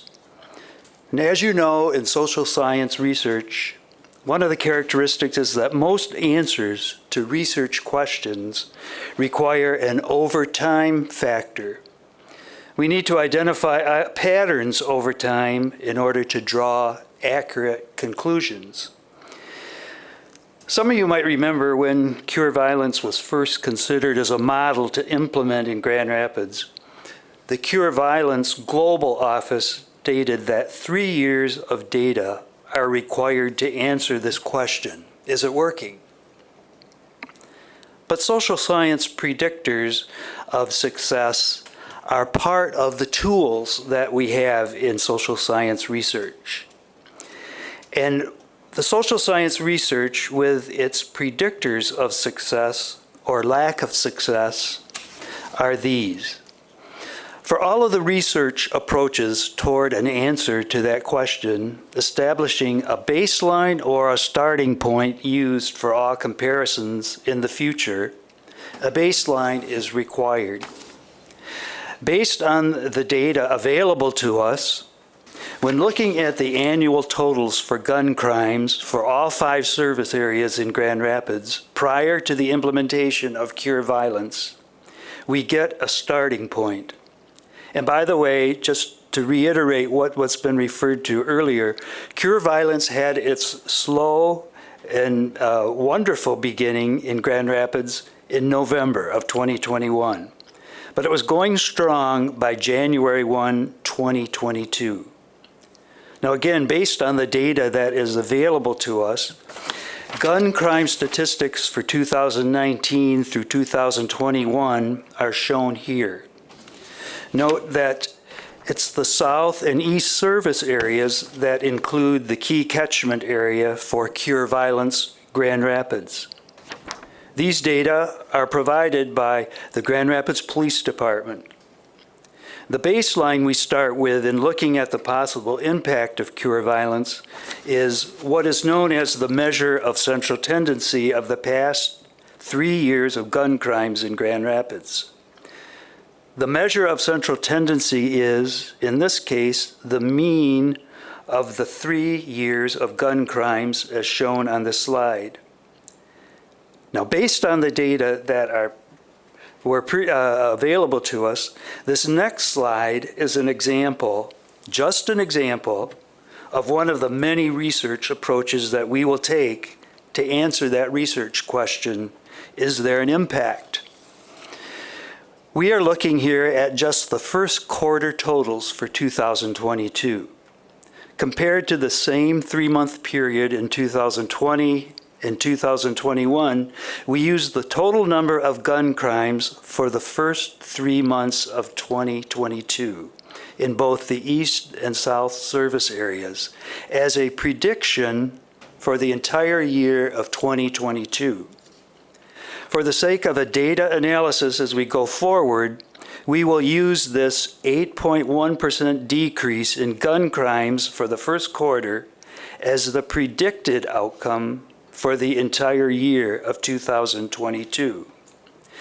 What this is really saying is if cure violence is related to this decrease that we see here, we will see that same correlation reflected in the whole of 2022, an 8.1% annual decrease in gun crimes. This example is just one of many research approaches that we need to take in providing an answer to that question, is cure violence having an effect? Other approaches in conducting a thorough qualitative data analysis are these: interviews with city residents, interviews with neighborhood association leaders, questionnaires, surveys, and focus groups, all of which require study over time. In summary, then, the data shown by Steve earlier bear witness to what we hoped would be happening. The program itself is working. We have violence interrupters in place. We have outreach workers in place out there in the community. We have high-risk and medium-risk participants in the program. This is happening in line with the Cure Violence model. Now the question, is it having an effect? This question is in the process of being answered. The prediction indicates that Cure Violence is having some kind of positive impact. We need to study over time, over the entire year of 2022, whether or not this prediction is valid and what the prediction will be for gun crimes in 2023 and 24. Now, I'd like to open the floor to any questions that you might have and any clarification that Steve and I can provide in regard to something you've heard. Great. Thank you. I really appreciate this thorough update, and I know some of us have already been briefed on this, those of us who are at the City School Liaison Committee. Really appreciate all of the work that Cure Violence is doing in our community and to have this data to show, not just to us, but to the community as a whole. I'll turn to my colleagues. I'll start down here with Commissioner Moody. Yeah, thank you, Mr. Jackson, for this report and for your staff. I have 3 questions for you. One is that you mentioned that you were, the Cure Violence has mobilized businesses, faith leaders in the community. Can you explain to me the businesses and the faith leaders that you've mobilized and what their roles are? 2, you mentioned that you had a peace treaty with gangs.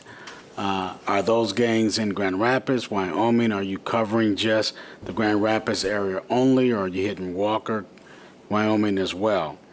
And in that, are they teenagers or are they young adults? Can you kind of break that down for me?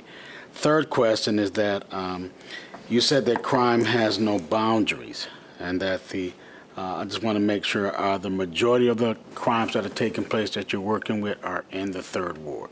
That's my question. Okay, start with the first one last. Yes, the majority of those that take place, that they are in Grand Rapids. I believe your first one was about the businesses that we're working with, just primarily in the 3rd Ward. Last week I attended another meeting with the Franklin Eastern Business District, just hearing some of their thoughts that they had around violence. So it's just kind of right in that 3rd Ward area that we're working with. If I can I can email you a list of businesses that we've contacted. And, I think it's important when we talk about mobilizing the community. Are these businesses willing to hire these young men and young women who are engaged in violence and give them an opportunity? Actually, Yeah, actually, yes. We've been working with some businesses right there in the 3rd Ward to hire 14-year-olds. We have a lot of 14-year-olds that are willing to work. It's only a few hours a week due to their age, but yes, we have been, the businesses have been receptive. Not every single one, but there are businesses willing to hire some of the kids off the street. And your faith leaders? Faith leaders right now, we've been working with Jerry Bishop. We've been working with Pastor Golston. They've attended the basketball, and I can't remember the other pastor that was there at the basketball that we've been working with that actually, well, you might know him because we were there together. So I think he runs the Oakdale church at this time.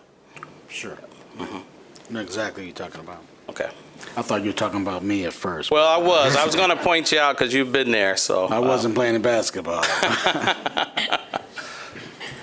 Thank you. All right, Commissioner Hepburn? Well, the third question he didn't Oh, I'm sorry. answer. I'm sorry, Commissioner Mooney. Go ahead. Oh.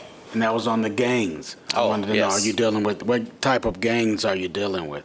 Are you dealing with Hispanic gangs, African-American gangs?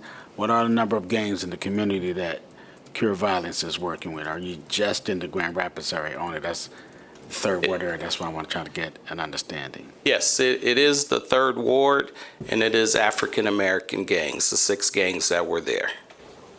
Yep. So with that, there are other gangs in the city as well? There are other gangs in the city, yes. But at that particular meeting, we could only get the 6 African-American gangs to appear. Thank you. All right, Commissioner Hepburn? Great. Thank you, Mr. Jackson. Thank you, Eric, as well, and Dr. Wurst. First off, again, I just thank you for the emphasis on imagination, because if we can't imagine our city without violence, we aren't ever going to be able to achieve it. And so I appreciate that exercise. I also appreciate you sitting down with me for coffee. And in that meeting, I learned that we met for coffee the day after the 16-year-old was shot and killed.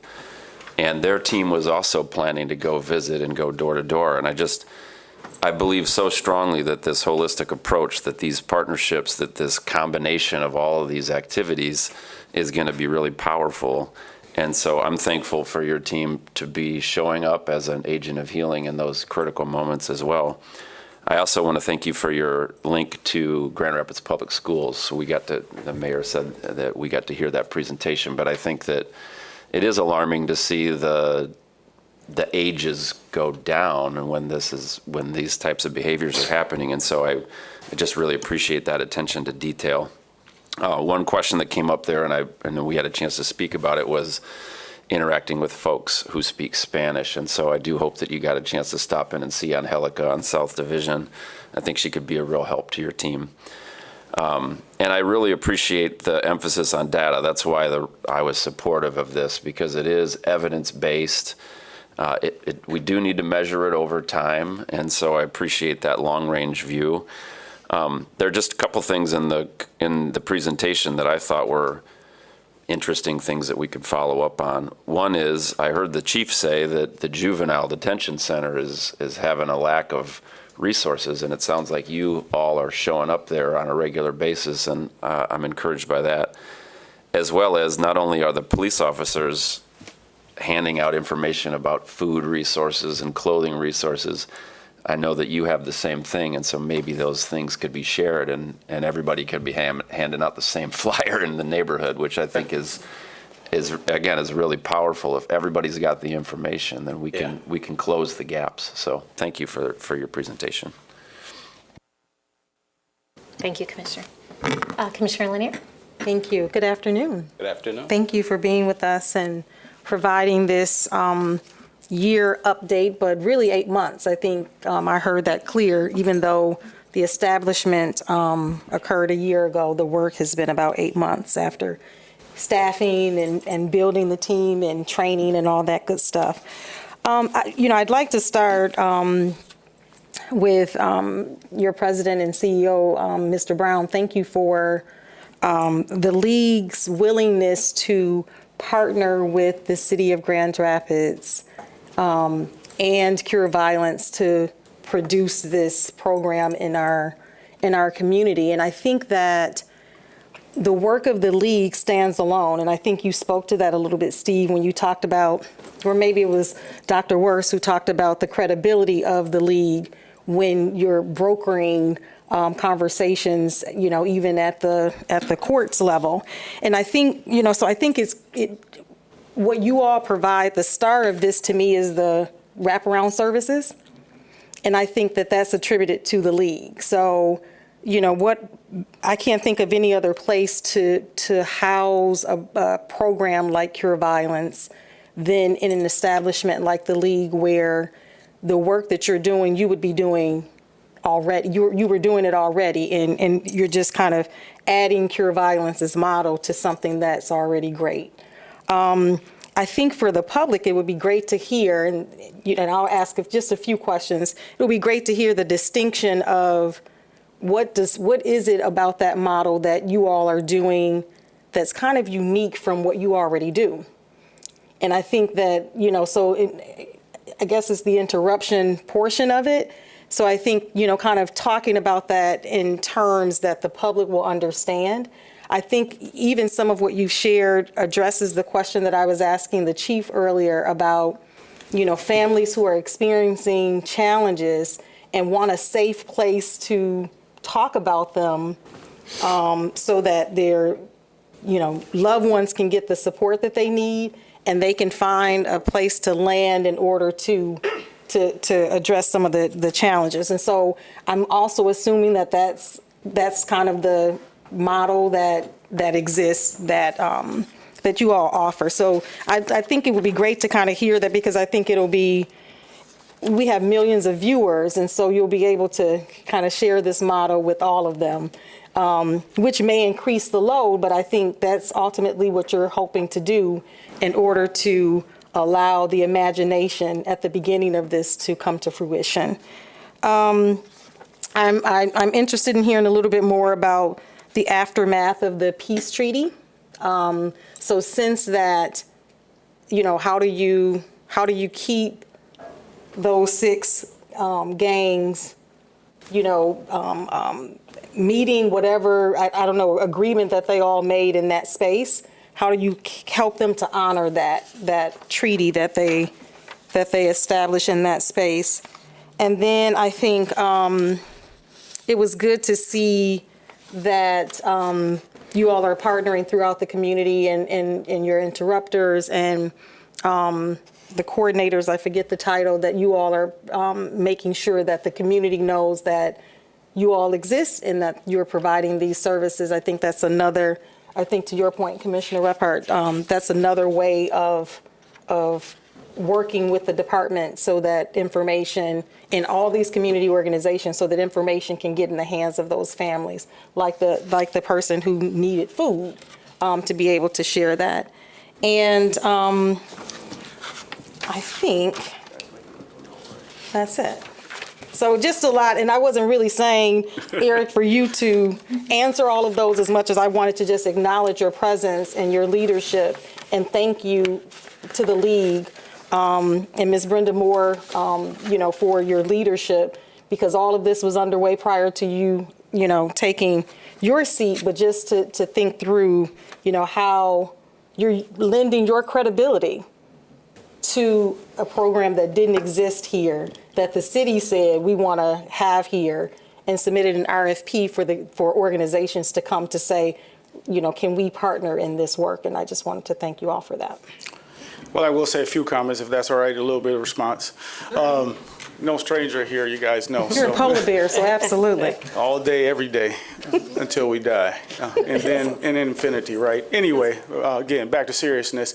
I will acknowledge my predecessor, Commissioner Jones, as far as being part of the bringing that to the league, bringing that to the city from his roles here within the city and at the league. So definitely, yep, something that I stepped into. One thing unique about it is very innovative. There's not been a program that exists like that in the city that I'm aware of. And we're all familiar with innovation, and a lot of times that's reserved for manufacturing or IT and those type of things. But recently it's starting to be applied to social or human services type of things, violence being one of those things. So as we innovate together with this program, I think we have to be willing to understand that there's learnings that's going to happen along the way. Again, we're 8 months into this. We see a little bit of a predictor how, that hopefully we're headed in the right direction with this. But as we innovate, just we'll work together and be understanding with that. And I appreciate that we have an audience that's going to understand that they'll be learning that along the way anytime you do an innovative program. One thing that is unique about the Urban League, we have those 4 pillars that Mr. Jackson spoke of earlier. And our foundation, as I said, is civil rights, and being able to reserve, in social justice. That's the foundation that those pillars stand on. Being able to, I love that somebody referenced the sanctity of life. I believe it was Police Chief, and being able to respect the sanctity of life. So without this respecting the sanctity of human life, we can have no civil rights. What's credible about, what is innovative or new to the league, in addition to those pillars, is we're bringing this into the league as technically it's under our health, violence is a public health crisis, all those things. But to me, it relates to the civil rights that has to happen within our community. Don't worry, I'm not going to be long. I had a lot back there that I want to say, but I know this isn't the platform for that. And but incorporating that into it. But the credible individuals, that's something that's going to be a little bit new for the Urban League. Bringing in individuals, and I'll speak a little bit. Some of these individuals have had a history with law enforcement.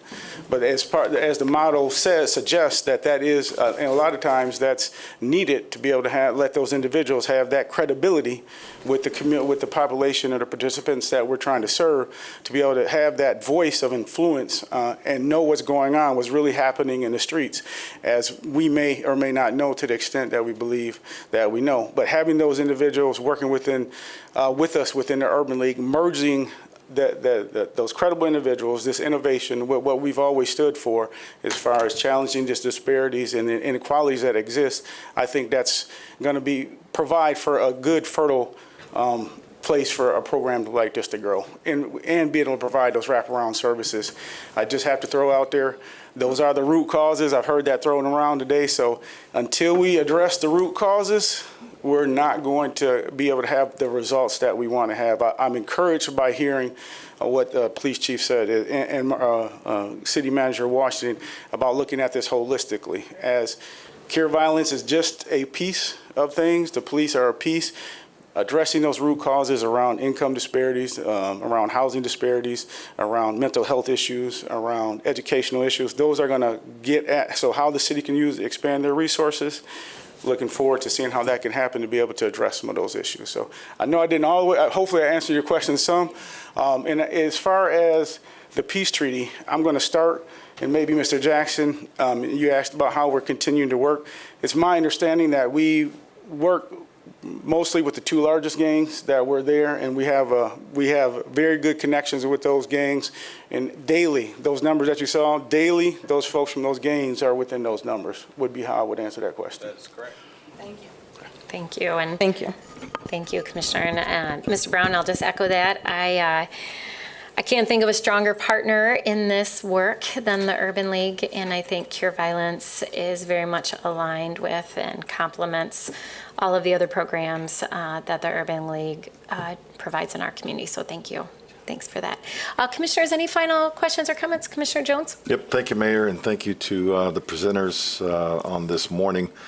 I can very much appreciate the work that's been done, and I know that it is there's some I guess irony, but also I look at it as a blessing in disguise. The fact that Cure Violence was up and running in a time in which it was so desperately needed in our community, and I know that I have great confidence in the continued work of the team that has been developed for Cure Violence. And one of the questions I have, based on just my experience of working with quite a few of our sons and daughters who you are engaging in the work in community, I find it that quite often there's a need for the meeting of felt needs. And so you've talked about obviously the benefit of having the resources available by way of the Urban League and the pillars that the league operates from. But I'm wondering, from a resource standpoint, just would love to hear from you in terms of and this is not a trick question, but potentially the need for additional resources, because I think what is often, I won't say forgotten, but perhaps is not kept at the top of mind, is we're talking about just something as simple as taking out our sons in the community for lunch, or again, meeting certain needs for, for those who are engaging, who you're engaging through the work of Cure Violence. But would love to hear, how that's coming along, if there's a need, for additional resources for that work, because again, it's more than just trying to disrupt and interrupt. It's also, what can you do to help to put them in a better place? I know, Mr. Jackson, you mentioned, you gave the scenario of you had the example of the young man who was checking doors in the parking lot in an effort to garner some change so he can go and buy something. But that's a real that's a reality in our community, is the fact that a lot of these, again, young people they have real needs, and again, I know that resources are limited, but again, just wanted to put that out there and see if you could address that. I would not be a responsible leader of a nonprofit organization if I didn't say we can definitely use extra funds. That being said, one of the doors that he actually checked was the door of my vehicle anyway. So again, talking about hitting home, it hits home. Staff responded, and we were able to get that young man in. That is one of the learnings as I spoke about learnings in an innovative program, that I think this generation is they're different than us in the respect. We didn't have to go through a lot of things that they have to go through. So I probably don't need to re-say that. We say that all the time. But as far as the care from an adult for a child, these young folks that we're working with, that's a lot different than what our experience was growing up. So we're having to work through that. We've supplied school clothes. We've supplied tennis shoes. Some of these kids, really, they just have basic needs of underwear, deodorant, some of those type of things that they're just not getting on a regular basis. So again, if we go back to Maslow's hierarchy, if those needs aren't being met, we can cancel Christmas on the rest of it. And we're not going to get through there. You add on that to the rest of the needs and to the safety. So we're talking about violence. So if you get to that safety after decades, if not centuries, of trauma that has been built up in this group, and then the things that have happened 2020, 2022 that have just unleashed that, and people don't know how to deal with those, the release of this generation's worth of trauma, these needs need to be met. And we're understanding that. We've added that to the budget. Hopefully that will get approved here in a couple of weeks. We've added some for that. We can use additional monies for that. The other thing that we've learned along the way is mental health services are just absolutely critical for our participants as well as our staff. As well as our staff. Again, we hear everybody that's dealing with this trauma. Again, uncommon times call for uncommon measures, call for uncommon leadership. And I'm including all of us in that uncommon leadership. But we got to do things now that we didn't do before in order to get to where we need to get. So being able to provide those and access to the mental health services that were on there, but also making sure that we have that available for our staff that are treating these folks that some have their own unresolved trauma. But are valuable because they're the credible individuals that have the connection with the community, but they still need to be able to help be able to work through some of their things to be able to help somebody else. This is not mine. Of course, we've heard the saying, hurt people hurt people. Somebody else said, but healed people heal people. And if we're talking about getting to a healing of violence from the inside out, curing is the external, healing is the internal. So if we want to get to a healing of violence in this community, we've got to address the root causes, and we've got to be able to make sure that we're able to provide these resources so that all our community can thrive. So, thank you, sir. Well, I think that is a perfect note to end on, Mr. Brown. So thank you for that. I think you heard some of us up here agreeing with those sentiments. So appreciate your leadership and work in our community. So Mr. Brandon Davis, you want to finish us up here? And then commissioners, we will take a brief break and then meet downstairs for our executive session. Thank you, Mayor. Just want to thank again our partners at the Urban League for the great work that they've been doing over this last fiscal year. We look forward to this current fiscal year that we're currently in and the work they'll be able to do. As you'll recall, we did receive funding to support the Cure Violence program from Spectrum Health, and we are grateful for the support that they provided. We also have been granted the ability to receive a grant through Justice Grant through the Bryan Memorial Grant, which will allow us to then have additional funding to support this effort in Grand Rapids. We do anticipate bringing forward an item to the fiscal committee at the next city commission meeting. That is planned with the approval of the city manager to be able to bring that forward, which will allow us to continue to support this part as well as the training and technical assistance provided by Cure Violence Global. We'll continue to update this body regarding the progress of Cure Violence on an annual basis, and we will give quarterly reports at the Public Safety Committee. Thank you. Mayor, can I just jump in to thank them too for this this focus group study report that you all had in the packet? I think this is, I just kind of glanced at it, but this is good information that many of the departments around within the city and in the community can use as they're trying to craft programming for young people. Thank you for this. Yeah, thanks for highlighting that. Mayor, if I can, I'm 100% sorry. I meant to mention that because that Black Voices report, that was a study that we did by 80 individuals.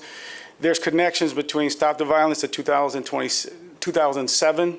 I think there's folks here that are familiar with that. Follow up in 2017. And then what is here, though, you'll see themes that have run throughout for the last almost 2 decades and beyond that report will highlight. So thank you. I'm sorry. Thank you. Thank you, Eric. All right, City Manager, any final thoughts before we recess and go into executive session? I just want to also thank the Office of Public Oversight and Public Accountability for their role in helping us implement and operationalize Cure Violence. So thank you, Mr. Davis. Yeah, thank you. So commissioners, we will take a recess. We'll head downstairs to the law library. If you have to grab something to eat during the executive session, please do so. We have public safety at 3, and then we're back here together tonight at 7. Captain Triggs, can I see you 1 second?